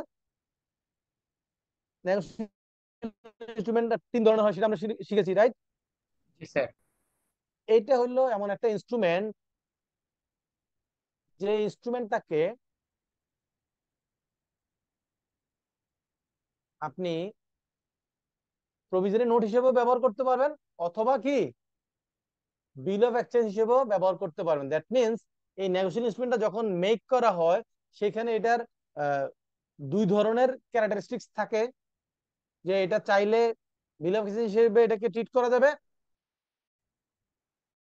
অথবা প্রমিসারি নোট হিসেবে ট্রিট করা যাবে। ওকে, এখন যিনি হোল্ডার ওই ন্যাশনাল ইনস্ট্রুমেন্টের, তিনি সিদ্ধান্ত নেবেন যে উনি এটা কি বিল অফ এক্সচেঞ্জ হিসেবে এটাকে অ্যাপ্লাই করবেন নাকি প্রমিসারি নোট হিসেবে উনি অ্যাপ্লাই করবেন। বুঝতে পারছি কিনা স্যার? জি স্যার। ওকে। স্যার এমন কোনো কিছু আছে কি স্যার যে তার বিল অফ এক্সচেঞ্জ অথবা প্রমিসারি নোট হিসেবে কনসিডার করাই বেটার হবে, এমন কোনো ইস্যু? এটা হচ্ছে গিয়ে আপনি যখন প্রমিসারি নোট হিসেবে ট্রিট করেন, এটা আনসার আপনার কাছে আছে, জাস্ট একটু আমাদেরকে কি করতে হয়, একটু চিন্তা করতে। আপনি যে কোশ্চেনটা করছেন আপনার কাছে কিন্তু আনসারটা আছে। আমি কিন্তু গত 2টা ক্লাস ধরে যা পড়াচ্ছি এইগুলো ভেঙে ভেঙে এই জন্য পড়াইছি, আপনার কাছে কিন্তু আনসারটা আছে। আপনি দেখেন প্রমিসারি নোটে পার্টি কয়টা? দুইটা। দুইটা স্যার। দুইটা। বিল অফ এক্সচেঞ্জে পার্টি কয়টা? মিনিমাম মিনিমাম 3টা তিনটা স্যার। স্যার। এখন আপনি বলেন তো, পার্টি দুটো হলে একজন পাবে একজন দিবে, রাইট? প্রমিসারি নোটে জি স্যার। জি তাহলে যে পাবে সে সরাসরি যে দিবে তাকে ধরতে পারতেছে, রাইট? জি স্যার। ক্লেম করতে পারতেছে। তো এটা বেশি কাছে না ওই বিল অফ এক্সচেঞ্জ হলে যে 50 জন ঘুরে আপনি 14 জন থেকে খুঁজে পেমেন্টটা চাইবেন, কোনটা সহজ? প্রমিসরি নোট সহজ। প্রমিসারি নোট। বুঝতে পেরেছেন কোনটাকে আপনি প্রাধান্য দিবেন? জি স্যার। ক্লিয়ার? জি। এখন যদি এমন হয় যে না, প্রভিজনারি নোটের এটা করতে গেলে দেখা যায় ওই ভদ্রলোক হয়তো দেশের বাইরে আছেন অথবা অ্যাভেলেবেল নাই, তখন আপনি কি এটা কি আপনি প্রভিজনারি নোট হিসেবে ট্রিট করলে খুব বেটার, যে আপনি সরাসরি যার কাছ থেকে পাবেন সে ছাড়া মাঝখানে কোনো কি নাই, ভায়া নাই। প্রধানমন্ত্রীর সাথে সরাসরি দেখা করা আর ওই প্রধানমন্ত্রী পিএস এর সাথে দেখা করা এক কথা স্যার। না স্যার। প্রমিজনারি নোট হলো সরাসরি আপনি প্রধানমন্ত্রীর সাথে দেখা করতেছেন, আর বিল অফ এক্সচেঞ্জ কি প্রধানমন্ত্রীর রিপ্রেজেন্টেটিভ হিসেবে দেখা করলেন। তাহলে কোনটা আপনি চুজ করবেন? প্রমিসারি নোট স্যার। বুঝতে পারছি কিনা স্যার? ওকে, এবার আসেন তাহলে কখন আমি বিল অফ এক্সচেঞ্জ হিসেবে ট্রিট জি স্যার করব। বুঝছি।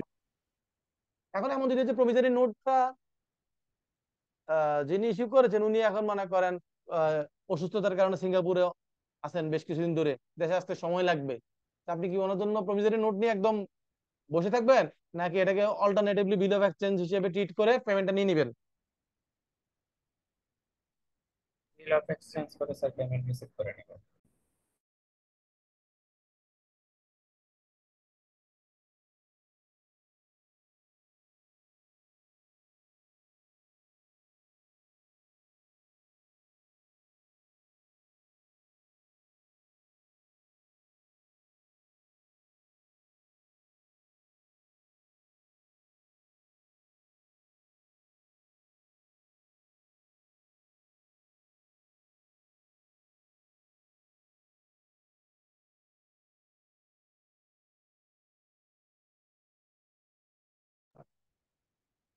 ওকে, এখন দেখেন আহ তাহলে আপনি সিদ্ধান্ত নিবেন যে আপনি কখন বিল অফ এক্সচেঞ্জ হিসেবে ট্রিট করবেন, কখন প্রমিসারি নোট হিসেবে। বুঝতে পারছি কিনা স্যার প্রেক্ষাপটটা? জি স্যার। এখন মনে করেন যেমন একটাকে যদি আপনি ট্রেন চিন্তা করেন আর একটাকে আপনি মনে করেন বাসের জার্নি চিন্তা করেন, তা আপনি তো কোনটাকে প্রেফার করবেন, ট্রেন না বাসের জার্নি?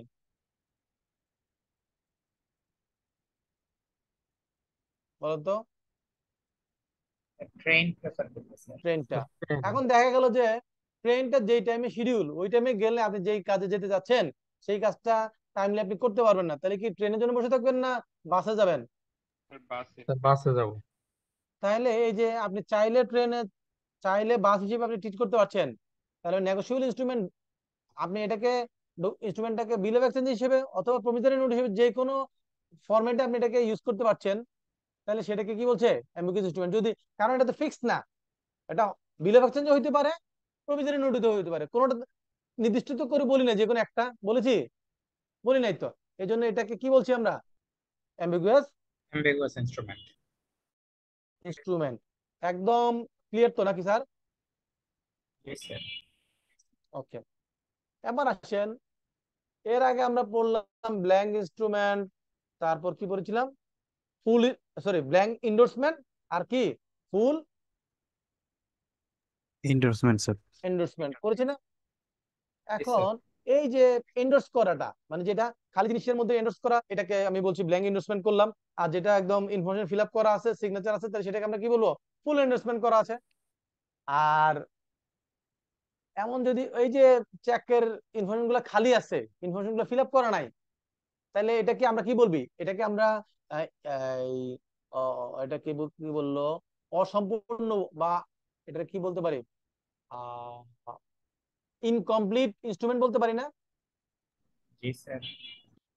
এই ইনকমপ্লিট ইনস্ট্রুমেন্টটার এই লয়ের ভাষায় নাম হচ্ছে ইনচুয়েট ইনস্ট্রুমেন্ট। এই দেখেন, an inchoate instrument is one of which is an incomplete instrument। এখানে একটা চেক আপনাকে দিল, হ্যাঁ, ওইটার মধ্যে ডেট লেখা নাই, তাহলে এটা কি কমপ্লিট ইনস্ট্রুমেন্ট হইলো?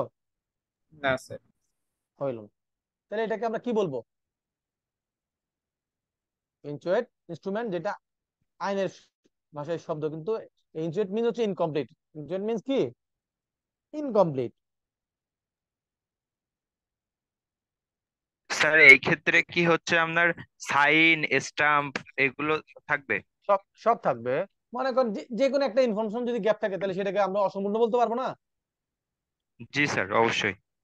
এইটাই আর কি, যে একটা ইনস্ট্রুমেন্টের সবকিছু যদি কমপ্লিট করা না থাকে, ফুলফিল না থাকে, তাহলে সেটাকে আমরা ইনকমপ্লিট বলবো। একটাও যদি মিস হয় তাহলে ইনকমপ্লিট, দুইটা হইলো ইনকমপ্লিট, 10টা হইলো তো ইনকমপ্লিট নাকি? জি স্যার। দ্যাট মিনস 100% যদি সম্পূর্ণরূপে এটা কি করা হয়, ফিল আপ করা না থাকে, তাহলে সেটাকে আমরা ইনচয়েট ইনস্ট্রুমেন্ট বলবো, ইনকমপ্লিট ইনস্ট্রুমেন্ট বলতে পারবো। বুঝতে পারছি স্যার? জি জি, স্যার। স্যার। আচ্ছা, অ্যাকোমোডেশন বিলটা হচ্ছে এখানে যেটা আছে, এটা দেখেন, এটা হচ্ছে, দেখেন কি বলছে, many bills are drawn and accepted without any consideration. এখন বলেন তো, এমন হয় না যে আপনার ব্যাংক কি করে, ব্যাংকে যদি আপনার ক্রেডিট কার্ড থাকে, তাহলে আপনি কোনো যদি রিসোর্টে যান, তারা ওইখানে আপনাকে কি করে, কিছু বেনিফিট দেয় না? ডিসকাউন্ট দেয় না স্যার? জি স্যার, দেয় স্যার। দেয়। তো এখন এই এটা যে দিচ্ছে, তার বিনিময়ে কি ব্যাংক আপনার কাছে কিছু নিচ্ছে, বা ওই রিসোর্ট আপনার কাছ থেকে কিছু নিচ্ছে, কোনো পেমেন্ট নিচ্ছে? না না স্যার। স্যার। তাহলে রিসোর্ট কার অনারে এই অ্যাকসেপ্টেন্সটা দিচ্ছে? এই ক্লায়েন্টটা কার, রিসোর্টের ক্লায়েন্ট না ব্যাংকের ক্লায়েন্ট? ব্যাংকের স্যার। ব্যাংকের ক্লায়েন্ট। ব্যাংকের ওই কার্ডটা শো করলে রিসোর্ট তাকে অনার করছে, রাইট? জি স্যার। তো এটা করার জন্য কি ওই রিসোর্ট তার কাছ থেকে কোনো বেনিফিট নিচ্ছে? না কাস্টমার স্যার। কাছ থেকে, ব্যাংকের কাছ থেকে নিচ্ছে? জি স্যার, ব্যাংক থেকে তো আমি নিচ্ছে। তাহলে এখানে দেখেন, তাহলে উইদাউট কনসিডারেশনের জন্য আপনি কোনো কিছু কি করেন, সাপ্রেস দেন। এটা হলো win win situation both party. ব্যাংকও কিন্তু আসলে রিসোর্টকে তেমন কিছুই দেয় না, কারণ হচ্ছে ওই রিসোর্টের সাথে তার একটা অ্যারেঞ্জমেন্ট থাকে, যে তার এই ক্লায়েন্ট, অ্যারেঞ্জমেন্ট থাকলে কি হবে, তাহলে রিসোর্টের পাবলিসিটিটা কে করতেছে? ব্যাংক করতেছে স্যার। ব্যাংক করতেছে। তাহলে এখানে বুদ্ধ পার্টি বেনিফিট হচ্ছে না? জি স্যার। কিন্তু তারা কিন্তু আসলে একজন আরেকজনের কাছ থেকে ওরকম পেমেন্ট, কোনো কনসিডারেশনের বিনিময়ে তারা এই অ্যাকসেপ্টেন্স দেয় না, এটা আরেকজনের অনারে দেয়। অথবা আপনি আপনার ছোট ভাই গেল, আপনার ফ্রেন্ড কি করলো, আপনার ছোট ভাইকে সেখানে তাকে বেনিফিটটা দিল, তার বিনিময়ে কি আপনার ফ্রেন্ড কোনো কিছু নিয়েছে? বা আপনি কি আপনার ফ্রেন্ডকে কিছু দিয়েছেন? সে আপনাকে সেটা কি করেছে, জাস্ট অনার করছে আপনাকে বেনিফিট। পেমেন্ট তো যা করার সেটা ক্লায়েন্টই করেছে নাকি? জি স্যার। এই ধরনের জিনিসগুলাকে বলেছে অ্যাকোমোডেশন বিল। এটা আমাদের দেশে আসলে এত ডিপলি প্রচলন ওইভাবে নাই, আর এটা এই শব্দটা মানুষ খুব একটা এখন ব্যবহার করে না। ফিকটিশাস, ফিকটিশাস বলতে কি বোঝায়, এটা বাংলা কি স্যার? ফিকটিশাস,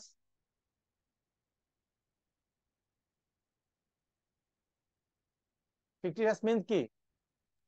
স্যার কোনো অজানা ব্যক্তি, মানে যার মানে কোনো মানে ইয়ে নেই, রিয়েল না, পরিচিতি নেই, এরকম। দ্যাট জি মিন্স হলো স্যার। রিয়েল না, ভুয়া, রাইট? জি স্যার, এরকম কিছু।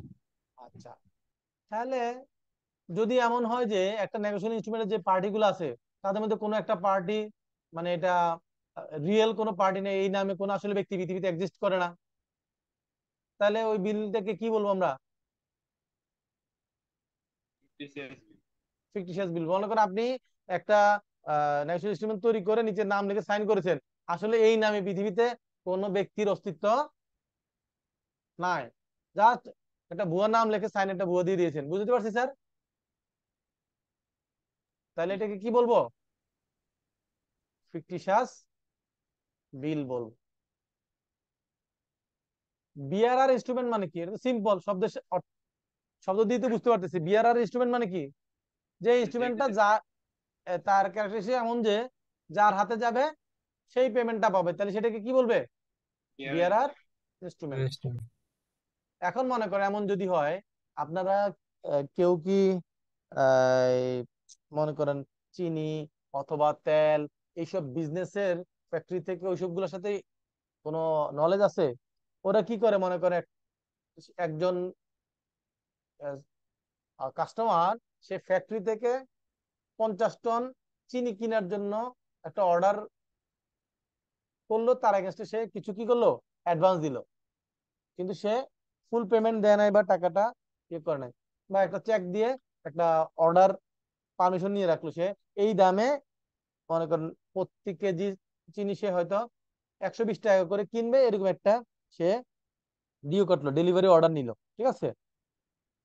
সে কি করলো, জানে যে কয়দিন পরে চিনির দামটা বাড়বে, 2 দিন পরে বা 5 দিন পরে বা 1 সপ্তাহ পরে, সে কি করলো, এটা আবার আরেকজনের কাছে ডিওটা দিয়ে দিল। তাহলে এখন ডিওটা যার হাতে যাবে সে এটার মালিক, সেই এখন কি ওই ডিওটা দেখে মালটা কিনতে পারবে, কত টাকা কিনতে পারবে? 120 টাকায়, রাইট? কিন্তু ইন দ্য মিন টাইম মার্কেটে কি হয়ে গেল,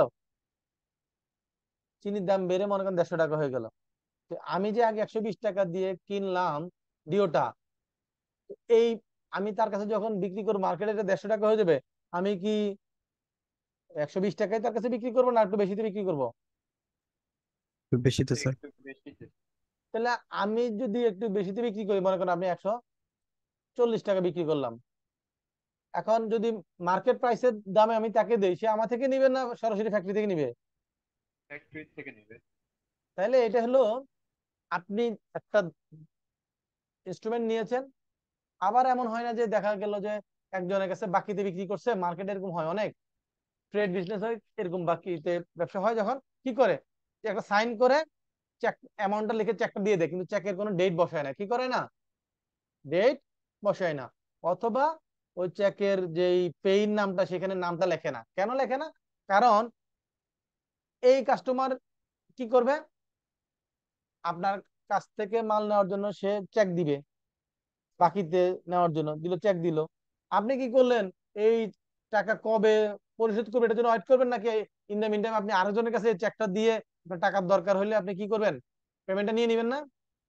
অথবা আপনি আরেকজনের কাছে মাল কিনছেন, তাকে আবার এই চেকটা দিয়ে দিলেন, তাকে টাকা না দিয়ে কি করলেন, এই চেকটা দিয়ে দিলেন, তাহলে এই চেকটা ঘুরতেছে না পুরো মার্কেটে? জি স্যার। এই ট্রেডিং মার্কেটে এরকম চেক আপনি ওই যে পুরান ঢাকায় যান, ওই সোয়ারিঘাটে যান, এখন যত এইগুলো জায়গায় বিজনেস আছে, চকবাজার যান, ওইসব জায়গায় বিজনেসে দেখুন যে এই চেক এরকম ঘুরে।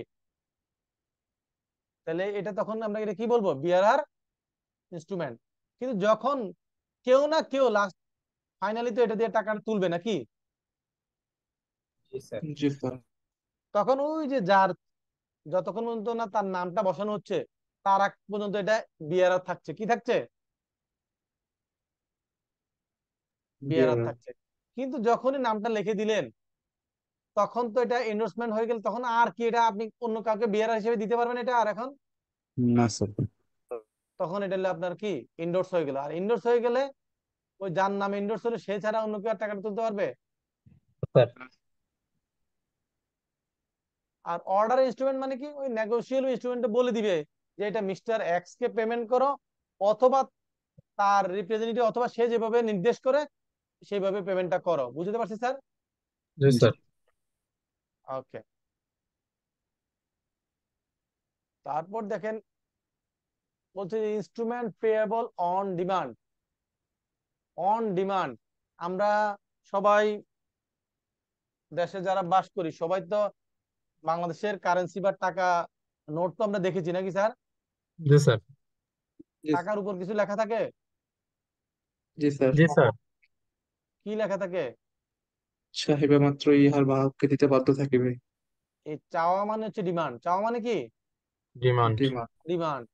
তাহলে একটা চেক যখন আমি জমা দিব, তাহলে আমার কাছে একটা চেক আছে, ঠিক আছে, আমি চেকটা যতক্ষণ পর্যন্ত জমা না দিচ্ছি ততক্ষণ পর্যন্ত আছে, কিন্তু যখন চেকটা জমা দিলাম দ্যাট মিন্স আমি চেকটা ডিমান্ড করলাম পেমেন্টের জন্য, রাইট? জি জি স্যার। স্যার।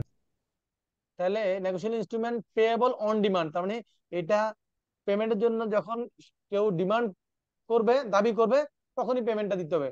তাহলে এরকম ইনস্ট্রুমেন্ট কি আছে? চেক আছে, রাইট? জি আচ্ছা, স্যার। এখন বলেন তো এলসি যখন হয়, লেটার অফ ক্রেডিট, রাইট?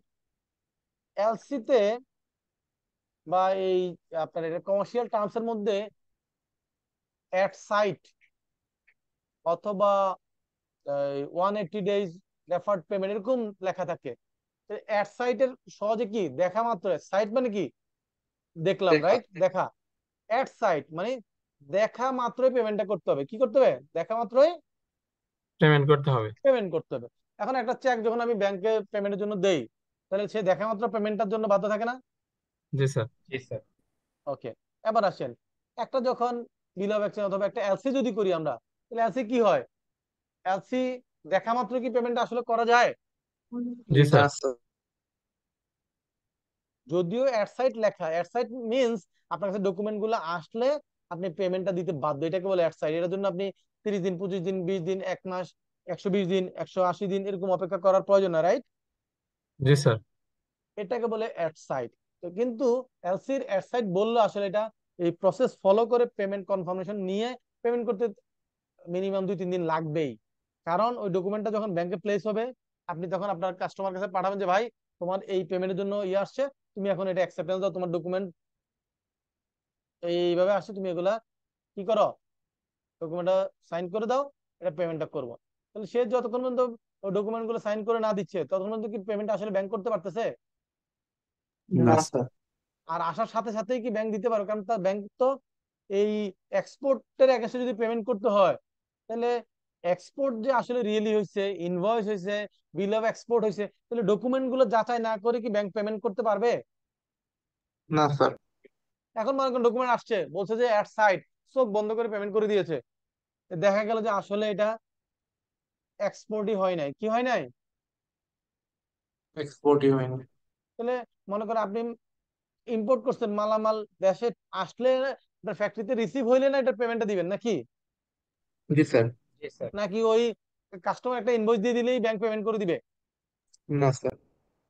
তাহলে অ্যাট সাইট বললো আসলে এটা যাচাই বাছাই করতে 3 থেকে 4 ওয়ার্কিং ডেজ লাগে, ঠিক আছে? কিন্তু চেকের ক্ষেত্রে কি 3 or 4 ওয়ার্কিং ডেজ লাগবে? না না স্যার। না স্যার। স্যার, সাথে সাথে। বলছে যে ইনস্ট্রুমেন্ট পেয়েবল অ্যাট সাইট, আর হচ্ছে অন ডিমান্ড। তাহলে চেকেরটা হচ্ছে অন ডিমান্ড, আর স্যার প্রমিজারি নোট এবং বিলের ক্ষেত্রে সেটা হচ্ছে কি অ্যাট সাইট, মানে এটা পেমেন্টের জন্য তারা ইয়ে করলো। আবার যখন বিলটা, ডকুমেন্টটা প্লেস করে, সেখানে যদি লেখা থাকে যে ওই এটা ডকুমেন্টটা প্লেস করার 30 ডেজ পরে অথবা 90 ডেজ পরে অথবা 180 ডেজ পরে পেমেন্ট করবে, তাহলে আফটার সাইট। একটা হলো অ্যাট সাইট, আর একটা কি after sight. Side. Sight. At sight মানে দেখেই দিতে হবে, আর আফটার সাইট মানে দেখার পরে দিতে হবে। একটা হলো দেখলাম দিয়ে দিলাম, দেখার সাথে দিতে হবে, একটা হলো দেখার পরে দিব। তাইলে দেখার পরে কেন দিব? কারণ ডকুমেন্টটা আসছে, দেখছি, কিন্তু আমি দিতে পারতেছি না। কেন? কারণ এখানে একটা ক্লজ আছে যেটা 90 ডেজ পরে অথবা 6 মান্থ পরে পেমেন্টটা হবে। বুঝতে পারছি স্যার? এগুলা ইন্টারন্যাশনাল কমার্শিয়াল টার্মস, ইনকো টার্মস এর মধ্যে এরকম বিভিন্ন ধরনের টার্মিনোলজি আছে, এগুলা জানতে হয়। এলসির ক্ষেত্রে এই বিভিন্ন শব্দগুলো ব্যবহার হয়, সেগুলো জানতে হয়। স্যার আফটার সাইটের ক্ষেত্রে স্যার যেদিন আমি দেখেছি তার পরবর্তী থেকে দিনটা কাউন্ট করবো না স্যার? এখানে ওইখানে বলা থাকে, এটা আসলে নির্ভর করবে আপনার ওই এলসির মধ্যে কি বলা আছে। এটা কি ব্যাংকের ডকুমেন্টটা প্লেস করা থেকে 90 ডেজ, না কোন ডেট থেকে 90 ডেজ, এটা সেখানে কি বলা থাকবে, একটা ক্লজে বলা থাকবে। নর্মালি ডকুমেন্ট প্লেস প্লেস করার, ব্যাংকে আপনি ডকুমেন্টটা প্লেস করার ডেট থেকে 90 ডেজ, ডেট থেকে 6 মান্থ এইভাবে হয়। বুঝতে পারছি স্যার? জি স্যার। এখন যদি ওখানে লেখা থাকে যে না, এটা বিল অফ লেডিং থেকে বা শিপমেন্ট ডেট থেকে 90 ডেজ, সেটা হবে। ওকে এখন স্যার। আপনার সাথে এগ্রিমেন্ট কি সেটার উপর নির্ভর করবে, রাইট? জি এখন বলছে যে আনডেটেড বিল, এটা কি বোঝানো কিছু আছে? আনডেটেড বিল একটা বিল যেটার উপর কোনো ডেট উল্লেখ নাই, যেমন একটা চেক, চেকের উপর কি যদি ডেট উল্লেখ না থাকে তাহলে কি আনডেটেড হয়ে গেল না? জি একটা বিল অফ এক্সচেঞ্জ যেটার কি ডেটটা উল্লেখ করা নাই, যখন, তার মানে তাহলে এটাকে আনডেটেড বিল বলবো। ঠিক আছে, undated cheque, undated bill. Okay sir. Okay sir. Banker draft, এই ব্যাংকার ড্রাফটস এর एग्जांपल কি কেউ বলতে পারবেন? ব্যাংকার ড্রাফট আপনারা বিভিন্ন সময় মনে করেন আপনি আইসিবি তে যে ফি জমা দিয়েছেন, সেটা কিসের মাধ্যমে দিয়েছেন? চেকের মাধ্যমে দিয়েছেন, ক্যাশের মাধ্যমে দিয়েছেন, না অন্য কোনো ভাবে পেমেন্ট দিয়েছেন? স্যার ব্যাংক টু ব্যাংক যে পেমেন্ট মানে ট্রান্সফার করা হয় যে মানে সেটাই কি ব্যাংকার্স ড্রাফট? হ্যাঁ রাইট, কিন্তু পে সেটা অর্ডারের তো মাধ্যমে দিছে স্যার। এটা তো আপনি একটা শাব্দিক অর্থ বললেন। হ্যাঁ, তুই একটা एग्जांपल দেন তাহলে বুঝতে পারবে। স্যার পে অর্ডার করছি আমরা। প্রি পে অর্ডারে অর্ডার, যেমন sir pay order, demand draft মানে ডিডি, হ্যাঁ, এগুলো হচ্ছে কি ব্যাংক ড্রাফট। এটা হলো দেখেন ব্যাপারটা একদম সূক্ষ্ম। এই দেখেন আপনি পে অর্ডার নিলে কি হয়, ব্যাংক ব্যাংকে পেমেন্ট করে নাকি সরাসরি ক্লায়েন্টকে পেমেন্ট করে? ব্যাংকের সাথে ব্যাংকে ব্যাংকের পেমেন্ট রিলেশন করে। হয়, রাইট? তারপরে ব্যাংক তাকে তার ক্লায়েন্টের অ্যাকাউন্টে টাকা দেয় নাকি? জি স্যার। এই যে ইনস্ট্রুমেন্টটা দেখেন, আপনি যখন চেক সিগনেচার করছেন, ইনস্ট্রুমেন্টটা কার? ব্যাংকের ইনস্ট্রুমেন্ট না আপনার ইনস্ট্রুমেন্ট? স্যার আমার। আমার। কিন্তু যখন পে অর্ডার হচ্ছে, এটা কি আপনার আপনার এন্ডোর্সমেন্টে পে অর্ডারটা ইস্যু হচ্ছে নাকি ব্যাংকের এন্ডোর্সমেন্টে বা ব্যাংকের ইয়েতে সিগনেচারে? কার? স্যার ব্যাংকের। ব্যাংকের সিগনেচার। ব্যাংকের সিগনেচার স্যার। ব্যাংক, তাহলে একটা ব্যাংক এটা দিল, এইটা নিয়ে আবার কোথায় জমা দিব? আরেকটা ব্যাংকে দিব। জি স্যার। তাহলে জি স্যার। এটা তাহলে কি হলো, ব্যাংকের সাথে ব্যাংকের রিলেশন হইলো, রাইট? তাহলে এই ব্যাংক টু ব্যাংক যে ধরনের ট্রানজাকশন গুলা হয়, ডকুমেন্ট গুলা ইস্যু হয়, সেগুলোকে কি বলবো আমরা? Bankers draft. যেমন পে অর্ডার, ডিডি টিডি এগুলো। ঠিক আছে স্যার। জি স্যার। তারপর আছে কি বিল ইনসেটস। বিল ইনসেটস, এটা দেখেন বিল তো বুঝি, নেগোশিয়েবল ইনস্ট্রুমেন্ট। বিল এটা, বিল মানে বিল অফ এক্সচেঞ্জ। বিল মানে কি? বিল of exchange. Bill in sets, set means bill of exchange. আমি মনে করি একটা বিল অফ এক্সচেঞ্জ ইস্যু করলাম, তাহলে এটা তো একটা হওয়ার কথা, একটা সিঙ্গেল বিল হওয়ার কথা, রাইট? বিল অফ এক্সচেঞ্জ হওয়ার কথা। তাহলে সেটস মিনস কি? দ্যাট মিনস ওই বিল অফ এক্সচেঞ্জের খন্ড খন্ড ভাগ আছে, 5-7টা পার্ট মিলে একটা বিল অফ এক্সচেঞ্জ। বুঝতে পারছি স্যার? জি স্যার। হ্যাঁ, এটা কি জিনিস, এটা আসলে কিভাবে কাজ করে এটা বুঝতে হবে। এখন মনে করেন এখন তো যুগ অনেক পরিবর্তন হয়েছে, এখন সরাসরি আমরা চাইলে ইউরোপ থেকে, আফ্রিকা থেকে যে কোনো মালামাল সরাসরি আমরা কি কুরিয়ারের মাধ্যমে, শিপে অথবা এরোপ্লেনে আনতে পারি, right sir? Sir. Supplier customer direct relation করা যায়, অথবা মাঝখানে ব্যাংক আপনি ইয়ে করলেন। কিন্তু একটা সময় কি হইতো, এখন যদি এমন হয় যে এক দেশের বর্ডার ক্রস করে আরেক দেশে, আরেক দেশের বর্ডার ক্রস করে আরেক দেশে, এইভাবে হয়ে ভায়া হয়ে দেশটা আসবে, আপনার কাছে ডকুমেন্টটা বা ওই গুডসটা আসবে, তাহলে সেক্ষেত্রে কি হবে? তাহলে আপনি যদি মনে করেন এটা সৌদি আরব থেকে শুরু করে বাংলাদেশ পর্যন্ত আসবে, তো এই বিভিন্ন দেশের বর্ডার ঘুরে, তাহলে এইটা সৌদি আরব থেকে যিনি শুরু করলেন আর বাংলাদেশে যিনি আসেন, এখান পর্যন্ত আস্তে আস্তে যে সময় লাগবে বা যে এই অবস্থা, এতে এতদিন পর্যন্ত কি পেমেন্টের জন্য কি অপেক্ষা করবে?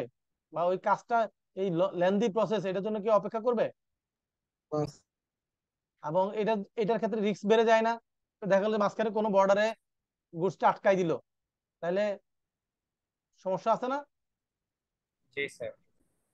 এগুলোর ক্ষেত্রে কি করে, যে হ্যাঁ সৌদির বর্ডার, সৌদি আরব থেকে শুরু করে সৌদির বর্ডার পর্যন্ত একটা পার্ট, সৌদির বর্ডার থেকে যখন মিশরে ঢুকলো, মিশরের বর্ডার থেকে তুর্কির বর্ডার পর্যন্ত একটা পার্ট, এইভাবে খন্ড খন্ড, কান্ট্রি টু কান্ট্রি হয়ে, তাহলে 8-10টা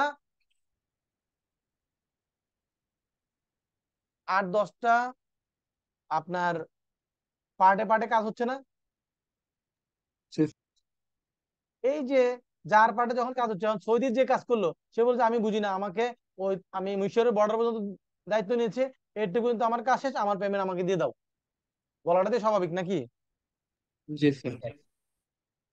তাহলে তাহলে এই যে তার যে পেমেন্টটা দিবে, দেন ও কিন্তু আস্তে আস্তে আলটিমেটলি এই 10টা পার্টের সবগুলো ফাইনাল করে এই ডকুমেন্ট গুলা পার্ট গুলা কার কাছে চলে আসবে? 10টা মিলে মনে করেন 10 নম্বর যদি শুরু হয় সৌদি আরব থেকে, 1 নম্বরে আসে শেষ হবে কোথায়? বাংলাদেশে, রাইট? জি স্যার। তো এই 10 নম্বরের ডকুমেন্টটা, এই পার্টটুকু সে কাকে দিয়ে দিবে? 9 নম্বরের কাছে। 9 নম্বরের কাছ থেকে গুডসটা দিয়ে সে পেমেন্টটা নিয়ে নিবে। আবার 9 নাম্বার কি করবে? এই গুডসটা নিয়ে 8 নাম্বারকে দিবে।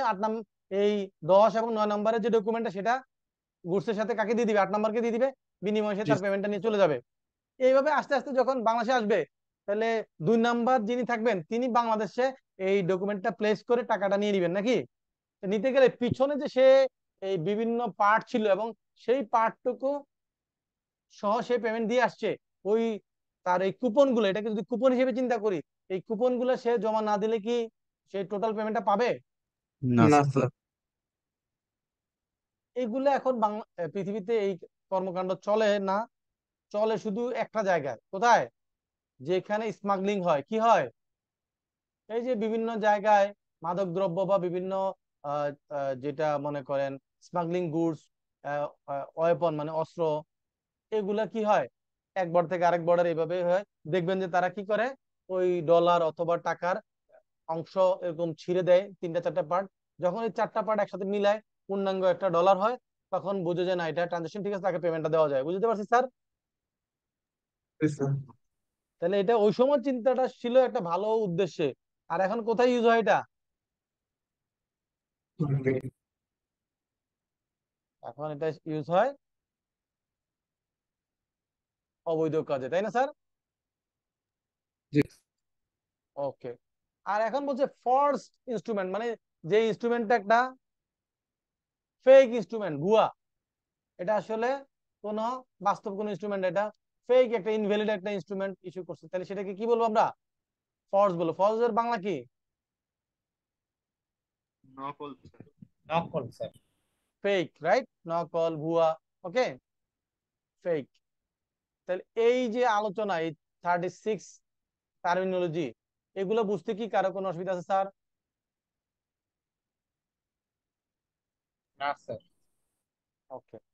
এই দেখেন, এই যে 2 দিন কষ্ট করে আমরা এটার পিছনে সময় দিলাম, এইটার বেনিফিটটা কি সেটা এখন আমরা যখন লটা শুরু করব তখন আমরা সবাই বুঝতে শুরু করবো যে আসলে এটার বেনিফিটটা এখানে পাওয়া যাচ্ছে কিনা, তাই না স্যার? জি স্যার। ওকে। তাহলে এখন আমরা চলে আসলাম আমাদের একদম ম্যানুয়ালে। কোথায় চলে আসলাম? ম্যানুয়ালে। ম্যানুয়ালটা কি দেখা যাচ্ছে স্ক্রিনে? জি স্যার, দেখা যায়। ওকে। তো ম্যানুয়ালে বলছে যে নেগোশিয়েশন ইনস্ট্রুমেন্ট অ্যাক্ট কত সালের আইন এটা? 1881। 1881। 1881, দ্যাট মিন্স ব্রিটিশ পিরিয়ড নাকি? জি Yes, স্যার। sir. 81 এর পরে আবার এটা অ্যামেন্ডমেন্ট হয়েছে কবে? 1994। 1962। Sorry sir. 1962। 62 মানে কি পাকিস্তান পিরিয়ড নাকি? জি স্যার। জি স্যার। দেন এটা 1994 মানে বাংলাদেশ পিরিয়ড। এরপরে সর্বশেষ কবে এটা অ্যামেন্ডমেন্ট হয়েছে? 2000। 2000। ওকে। এগুলো একটু সিকোয়েন্স গুলো জানতে হবে, আপনাদের পরীক্ষায় আহ, বিভিন্ন সময়গুলো দিতে পারে, আসতে পারে। আর এখানে আরেকটা জিনিস আসতে পারে, সেটা হচ্ছে যে এই নেগোশিয়েবল ইনস্ট্রুমেন্ট বাংলাদেশে যে ইফেক্টিভ, সেটা শুধুমাত্র 2টা ক্ষেত্রে অ্যাপ্লিকেবল না। কয়টা ক্ষেত্রে অ্যাপ্লিকেবল না? 2টা ক্ষেত্রে স্যার। দুইটা করছি। সেটা হলো বাংলাদেশ ব্যাংকের যে বাংলাদেশ ব্যাংক অর্ডার 1972, সেইটার সেকশন 23 আর 35 এর ক্ষেত্রে নেগোশিয়েবল ইনস্ট্রুমেন্টের কি ইম্প্যাক্ট নাই। এটা তখন কোন আইনটা বলবৎ হবে এক্ষেত্রে? ব্যাংক অর্ডারে। Bangladesh bank order, right. এগুলো পরীক্ষা আসতে পারে। ওকে। এবার আসেন, এরপর আমরা বলছি যে নেগোশিয়েবল ইনস্ট্রুমেন্ট বলতে কি বোঝায়। দেখেন এখানে বলছে নেগোশিয়েবল ইনস্ট্রুমেন্ট বলতে বোঝায় promissory note, bill of exchange এবং cheque, either payable to order or payable to bearer. bearer. তাহলে এইটুক কি আমরা পড়াশোনা অলরেডি করে ফেলেছি না স্যার? জি স্যার। ওকে, তারপর এখন বলছে যে এই নেগোশিয়েশন ইনস্ট্রুমেন্ট হইতে গেলে দুইটা কন্ডিশন ফুলফিল করতে হবে। কয়টা কন্ডিশন? দুইটা স্যার। দুইটা। কি কন্ডিশন? একটা হচ্ছে যে নেগোশিয়েশন ইনস্ট্রুমেন্ট হইতে গেলে যিনি হোল্ডার, হ্যাঁ, তার কাছে ওই রাইট থাকতে হবে যে সে তার নিজের নামে ওই নেগোশিয়েশন ইনস্ট্রুমেন্টের এগেইনস্টে পেমেন্টের জন্য কি করতে পারবে? মামলা করতে পারবে। আর যদি সে আপনার কাছে ইনস্ট্রুমেন্ট আছে, আপনি এটা মামলা করার রাইট না, আপনি টাকার জন্য আইনগতভাবে দাবি করতে পারবেন না, তাহলে সেটাকে কি বলা যাবে না? নেগোশিয়েবল ইনস্ট্রুমেন্ট বলা যাবে না। নাম্বার 2, নেগোশিয়েবল ইনস্ট্রুমেন্ট মানে হচ্ছে এটা নগদ টাকার মতো ডেলিভারি, এটা transferable as like as cash. আপনি টাকা কি হয় একজনের হাত থেকে আরেকজনের হাতে ট্রান্সফার হইতে, এটার জন্য কি আহ, কোনো বিলম্ব দরকার হয় বা কোনো পারমিশন বা কোনো অথরাইজেশন দরকার হয়? না স্যার। ঠিক তেমনি নেগোশিয়েবল ইনস্ট্রুমেন্টও ক্যাশের মতো এটাকে ট্রিট করা যাবে। এটা প্লেস করলেই তার বিনিময়ে কি পাওয়া যাবে? পেমেন্ট পাওয়া যাবে। তো এই দুইটা কন্ডিশন না করলে সেটাকে নেগোশিয়েবল ইনস্ট্রুমেন্ট বলা যাবে না স্যার। না। ওকে, তাহলে আমরা যা পড়লাম এতে কি এখানে কোনো উপকার হচ্ছে? স্যার একটু কনফিউজ হয়ে গেলাম স্যার, মামলাটা কে করতে পারবে আর কার এগেইনস্টে করতে পারবে স্যার? ওরে বাবা, কথা তো সিম্পল। আপনাকে আমি একটা চেক দিয়েছিলাম, আপনি পেমেন্টটা পান নাই, হ্যাঁ, ব্যাংক স্যার পেমেন্টটা করে নাই, তাহলে মামলাটা কি কে করবে? সিম্পলি যে টাকা ক্লিয়ার পাওনাদার স্যার, আমি সে মামলা দিবে। করব স্যার। জি স্যার। এত একটু বুদ্ধি খরচ করতে হবে না স্যার? জি স্যার। খালি মন চাইলে একটা কোশ্চেন করলে তো না, এটা তো আপনার জন্য কি লাগবে? একটু যে আপনার মাথাটা খাটাইতে হবে, ব্রেনটা এক্সারসাইজ করতে হবে। ব্রেনের ইউটিলিটি না করলে ব্রেন মরার পরে কি কোনো কাজে দিবে? যে আমি এটা ইনটেক স্যার, রেখে গেলাম, এই আমার ব্রেনটা আরেকজন ব্যবহার করবে, তা তো না, নাকি? জি স্যার। যে একটা ব্ল্যাঙ্ক চেকের যেরকম মূল্য, একটা ব্ল্যাঙ্ক ব্রেনের মূল্য সেরকম তা তো না তো। বরঞ্চ ইউজ করা ব্রেন হলে সেটাতে নলেজ বেশি থাকবে, এক্সপিরিয়েন্স বেশি থাকবে, কিন্তু আনইউজ ব্রেন থাকলে এটার দাম তো 1 টাকাও নাই। কিন্তু ওই আপনার ব্ল্যাঙ্ক ইনস্ট্রুমেন্ট হলে সেটার সুবিধা বেশি না? আপনার মতো করে ফিগার বসায় টাকাটা তুলে নিতে পারবেন। আচ্ছা, এবার আসেন, এগুলো সব আলোচনা হয়েছে। Identify the meaning of negotiation. এখন আমরা প্রথম দিন বলেছিলাম, মনে পড়ে কিনা দেখেন, যে একটা আমি চেক সিগনেচার করেছি, করে আমার ড্রয়ারে রেখেছি অথবা আমার ব্যাগে রেখেছি অথবা আমার পকেটে নিয়ে ঘুরতেছি, কিন্তু আমি যাকে চেকটা দেওয়ার কথা আমি তাকে চেকটা হ্যান্ড ওভার করি নাই, তাহলে এটা কি নেগোসিয়েশন হয়েছে না হয় নাই? হয়নি স্যার। হয়নি স্যার। রাইট? এটাই এখানে বলেছে যে হয় না promissory note, bill of exchange or cheque is transferred to any person. যখন এটা ট্রান্সফার্ড করা হয় কোনো ব্যক্তির কাছে, তখন সেটাকে আমরা কি বলতে পারবো? যে ওই নেগোশিয়েশন ইনস্ট্রুমেন্টটা Negotiate. নেগোশিয়েট হয়েছে। কিন্তু যদি কারো কাছে এটা ট্রান্সফার না হয়, তাহলে আমার কাছেই থেকে যায়, তাহলে এটাকে কি বলা যাবে না? নেগোশিয়েট হয়েছে বলা যাবে না। না স্যার। অনেক কঠিন, তাই না স্যার পড়াশোনা? না স্যার। ওকে, যত সাবজেক্ট আছে তার মধ্যে সবচেয়ে একদম রসকসহীন, কেমিস্ট্রি বিহীন সাবজেক্ট হচ্ছে কি? ল। ল হচ্ছে পৃথিবীর সবচেয়ে অপছন্দের সাবজেক্ট, যেটা মানুষ পছন্দ করেন। ওকে, এখানে বলছে যে কি নেগোসিয়েশন। তো নেগোসিয়েশন কি? এই এক কথা 14 বার বলছে, দেখেন এই একই কথা। এটা যদি ট্রান্সফার হয় তাহলে negotiation, তাহলে এই যে উপর লাইনে লিখলো আবার নিচের লাইনে একই কথা লেখার দরকার আছে স্যার? না স্যার। তারপর বলছে হোল্ডার, তাহলে আমরা হোল্ডার কে এটা এটা জানি কিনা স্যার? জি স্যার। জি স্যার। ওকে, তাহলে এখন শুধু একটু জানলে হবে। দেখেন ওই যে আপনার এটা কি বলে, হলুদ কালার করা যেটা আছে, বাট ডাজ নট ইনক্লুড, তাহলে বিয়ারার যে সে এটার হবে কি হোল্ডার হবে, কিন্তু does not include a beneficial owner claiming through a benamidar. তার মানে কি বলা, যে বেনামি একটা চিঠি আসছে, বেনামি একটা আসছে, দ্যাট মিনস যদি যে আসলে এটার কি নাই, ওই যে আমরা বলেছিলাম না, এটা কি বলে, ফিকটিশিয়াস বিল, মনে আছে? তার মানে ওখানে হচ্ছে যে জি স্যার। যে কোনো একজন ব্যক্তি এটা কি স্পেসিফাইড না, সে আসলে তার অস্তিত্ব না, রিয়েল অস্তিত্ব নাই। তাহলে বেনামি যদি কোনো হোল্ডার হয়, তাহলে যে একটা নাম লেখা আছে কিন্তু আসলে ওই নামটাতে কোনো ব্যক্তি এক্সিস্ট করে না, তাহলে এরকম কোনো হোল্ডার হলে তাহলে সেটাকে কি আমরা হোল্ডার বলবো? হোল্ডার হইতে হবে নির্দিষ্ট, না কি স্যার। রিয়েল পার্সন হইতে হবে, নির্দিষ্ট হইতে হবে। বুঝতে পারছি স্যার? জি স্যার। এখন একটা চেক নিয়ে আপনি রওনা করলেন, পথে হারাই গেল, ঠিক আছে? এখন যে এটা খুঁজে পাইলো, সে কি এটার হোল্ডার ইন ডিউ কোর্স হবে? না স্যার। না স্যার। হবে না। ওকে, তাইলে এটার আসলে তখন হোল্ডার ইন ডিউ কোর্স কাকে আমরা চিন্তা করব? স্যার ওই ওই খুঁজে পাওয়ার ওই স্যার চেকটা হারানোর হারানোর আগ পর্যন্ত এইটার যিনি হোল্ডার ছিলেন সেই হচ্ছে কি আসলে কি হোল্ডার ইন এটার due course. Holder in due course, তাই না স্যার? ওইটা রিয়েল হোল্ডার নাকি? জি এটা স্যার। রাইটটা কার থাকবে? ওই ন্যাশনাল ইনস্ট্রুমেন্টটা হারানোর আগ পর্যন্ত যার যে এটার হোল্ডার ছিল সে, তারই তো রাইট থাকবে নাকি? জি জি স্যার। স্যার। আমার একটা কোশ্চেন ছিল স্যার। জি বলেন।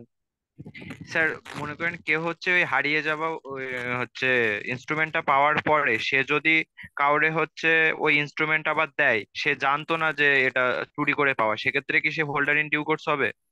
এইটা আপনাকে একটু অপেক্ষা করতে হবে, আমাদের সামনের ক্লাসগুলোতে আপনি পেয়ে যাবেন আনসার, ঠিক আছে স্যার? Okay sir. ওকে, এখন বলছে ডেলিভারি। ডেলিভারি বলতে কি বোঝায়? ইনস্ট্রুমেন্টটা ডেলিভারি বলতে কি বোঝাবে? দ্যাট মিন্স হচ্ছে এটা ট্রান্সফার করা। কি করা? ট্রান্সফার করা। ট্রান্সফার করা।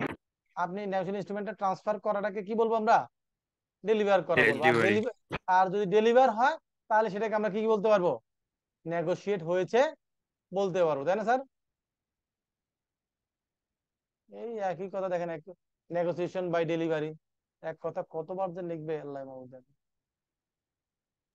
স্যার ডেলিভারি হচ্ছে অ্যাকচুয়াল আর কনস্ট্রাকটিভ বলতে কি বোঝাচ্ছে? বুঝি নাই। মানে সেকশন 46 এ এক জায়গায় লেখা আছে হচ্ছে ডেলিভারি অ্যাকচুয়াল আর কনস্ট্রাকটিভ।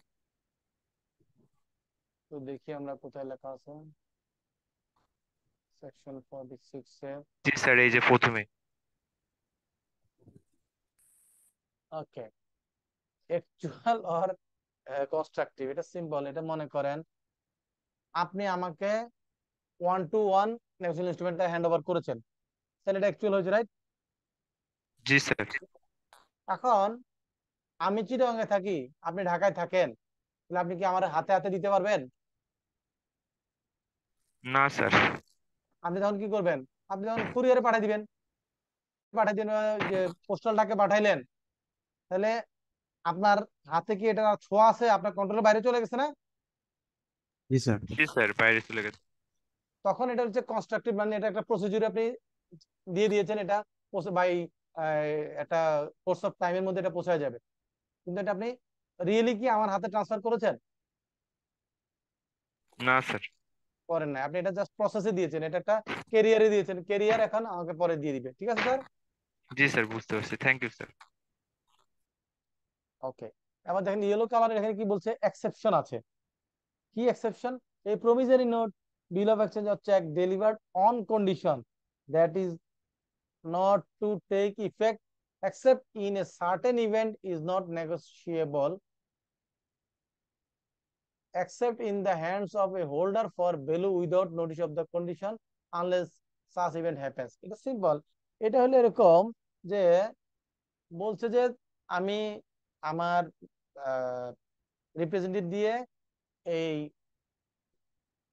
নেগোশিয়েশন ইনস্ট্রুমেন্টটা পাঠিয়েছি, সে তখনই নেগোশিয়েশন ইনস্ট্রুমেন্টটা তাকে হ্যান্ড ওভার করবে যখন সে আমার কি রিপ্রেজেন্টেটিভের কাছে এই এই নির্দিষ্ট গুডসটা বা এই ডকুমেন্টটা বা এই জিনিসটা দিবে।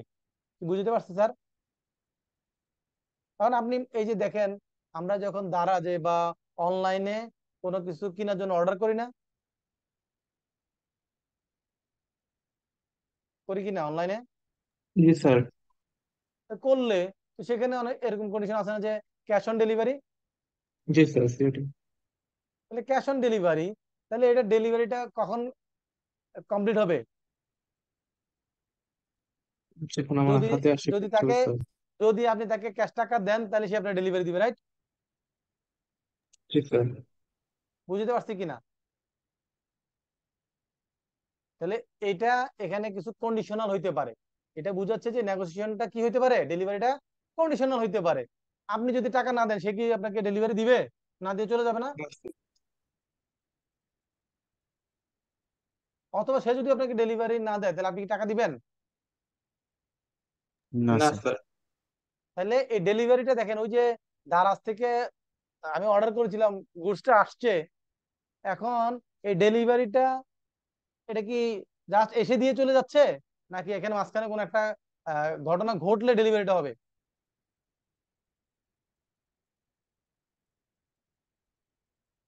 যদি এটা বাসায় এসে জাস্ট ডেলিভারিটা দিয়ে চলে যেত তাহলে এটা হচ্ছে ডেলিভারি সিম্পল নেগোসিয়েশন। কিন্তু এখানে ডেলিভারিটা দেখেন কি হচ্ছে, এক্সেপশন হচ্ছে কি, ডেলিভারিটা কন্ডিশনাল ডেলিভারি হচ্ছে। নেগোসিয়েশনটা হচ্ছে কি, কন্ডিশনাল নেগোসিয়েশন। কিরকম? যে আপনি যদি তাকে নগদ টাকা দেন তাহলে সে আপনাকে মালটা ডেলিভার করবে, নইলে করবে না। বুঝতে পারছি কিনা স্যার?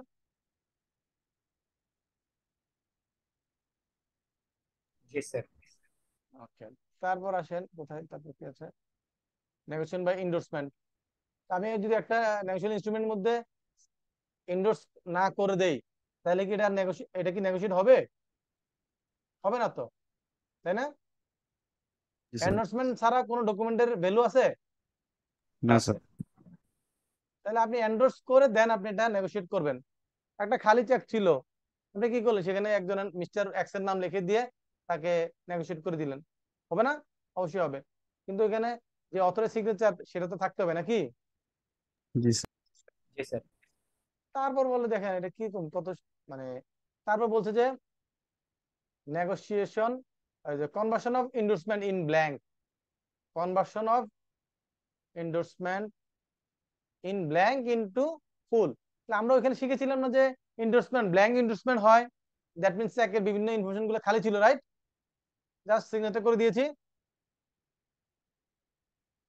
তো সেটাকে যদি আমি স্যার। ফিল আপ করি তাহলে তখন কি হয়ে যাবে, এন্ডোর্সমেন্ট ফুল হয়ে যাবে না? জি স্যার। জি স্যার। এটাই এখানে বুঝাইছে। এটা অলরেডি আমরা আলোচনা করেছি না আজকে? জি স্যার। এই জিনিসটা এখানে বলেছে, when a negotiable instrument has been endorsed in blank, any holder may without signing his own name convert the blank endorsement into an endorsement in full by writing above। কি রাইট করবে? writing above endorsement signature or a direction to pay, অথবা সে কি করবে, এখানে নাম ঠিকানা এগুলো বসাবে। তার মানে খালি যা ছিল সেগুলো ফিল আপ করলে তখন এই ইনফরমেশন গুলো ফিল আপ করলে তখন সেটা কি হয়ে যাবে, এন্ডোর্সমেন্ট ইন ফুল হয়ে যাবে, তাই না? জি স্যার। ওকে, এখন দেখেন তো এখানে কি বলছে এটা, ইফেক্ট অফ এন্ডোর্সমেন্ট। এন্ডোর্সমেন্টের ইফেক্টটা কি, এন্ডোর্সমেন্ট করলে এটার ইম্প্যাক্টটা কি? দেখেন এক্সাম্পল বলছে যে বি একটা ডকুমেন্ট সাইন করেছে, signs the following endorsement on different negotiable instrument, বিভিন্ন ধরনের negotiable instrument to bearer. Okay, প্রথম একটা ইনস্ট্রুমেন্টে লেখা আছে pay the pay to C only, মানে শুধু সি কে পেমেন্টটা করবে। তাহলে কি হলো, এটা কি বিআরআর হবে? এটা না কি স্যার। ফার্দার না নেগোশিয়েট স্যার। করা যাবে? স্যার এটা কি এটা অর্ডার হবে স্যার। সি কে পেমেন্ট করতে বলছে, এটা কি আর সি আবার অন্য কাউকে এটা নেগোশিয়েট করতে পারবে? না স্যার। না স্যার। পারবে না। Pay C for my use, C কে টাকাটা দাও, এটা আমার আমার খরচের জন্য। তাহলে সি কি এটা ফার্দার আর কারোর সাথে নেগোশিয়েট করতে পারবে? না sir. Pay C or order for the account of B, C কে পেমেন্ট করো অথবা বি যেভাবে নির্দেশ করে সেভাবে পেমেন্ট করো। তাহলে বি এর পরে যে এখন সি কে বলছে সি কে পেমেন্ট করো অথবা কি বি এর অর্ডার অনুযায়ী, তাহলে এর বাইরে গিয়ে বি বা সি কি এখন এটা অন্য কাউকে কি নেগোশিয়েট করতে পারবে? না স্যার। পারবে না। তাহলে এখানে আমরা কি বুঝলাম? Exclude the right of further negotiation, মানে এটা ভবিষ্যতে নেগোশিয়েট করার মতো আর কি রাইট থাকে না, থাকে এখানেই ক্লোজ। এখন যদি আপনি একটা চেকের উপরে কর্নারে চেক ছিল, 14 জনের হাত ঘুরে আসলো, আপনি কি করলেন? এটাতে আবার নিজের নাম লিখে কর্নারে কি করে দিলেন? অ্যাকাউন্ট পে, এটা ক্রস করে দিলেন। তাহলে এই চেকটা কি এখন আর অন্য কাউকে দেওয়া যাবে? না স্যার। তাহলে এটা কি ফার্দার নেগোশিয়েশন করা যাচ্ছে? না স্যার। তাহলে আমরা বলতে পারবো যে ওই নেগোশিয়েশন ইনস্ট্রুমেন্টের এখন কি ফার্দার নেগোশিয়েট করার কি নাই, আর রাইট নাই। নাই। জি স্যার। বুঝতে পারছি স্যার এই অংশটুকু? জি স্যার। এখন ওইখানে ছিল পে সি অনলি, এখন পে সি বললাম। এখন এখানে তো আমি তো এখানে তো আমি লিমিট করে দেই না যে শুধুমাত্র সি, এটা কি বলেছি এখানে? না স্যার। তাহলে এটা কি ফার্দার নেগোশিয়েট করা যাবে না? যাবে জি স্যার। যাবে। এই এক্সাম্পল গুলোই আপনাদের বুঝতে হবে, পরীক্ষাগুলো আসলে আপনারা আনসার করতে পারবেন। হু মেন নেগোশিয়েট, কে নেগোশিয়েট করতে পারবে বলেন তো? যিনি চেকটা তৈরি করছেন বা নেগোশিয়েশন ইনস্ট্রুমেন্ট তৈরি করছেন, উনি এটা নেগোশিয়েট করতেছেন, রাইট? মেকার বা ড্রয়ার। যিনি পেই, তিনি এটা একেবারে যদি বিয়ারার হয়, তাহলে ফাইনাল হোল্ডার পর্যন্ত এটা সে কি করতে পারবে? নেগোশিয়েট করতে পারবে, রাইট? অথবা ইন্ডোর্সি, যার নাম এটা এন্ডোর্স করে দেওয়া হয়েছে, সে করতে পারবে। অথবা joint maker, joint drawer, joint payee, অথবা ইন্ডোর্সি। তাহলে দ্যাট মিনস হচ্ছে একটা নেগোশিয়েশন ইনস্ট্রুমেন্টের মেকার, ড্রয়ার, পেই, ইন্ডোর্সি, এরা কি করতে পারবে? ফার্দার নেগোশিয়েট করতে পারবে। বুঝতে পারছি স্যার? জি স্যার।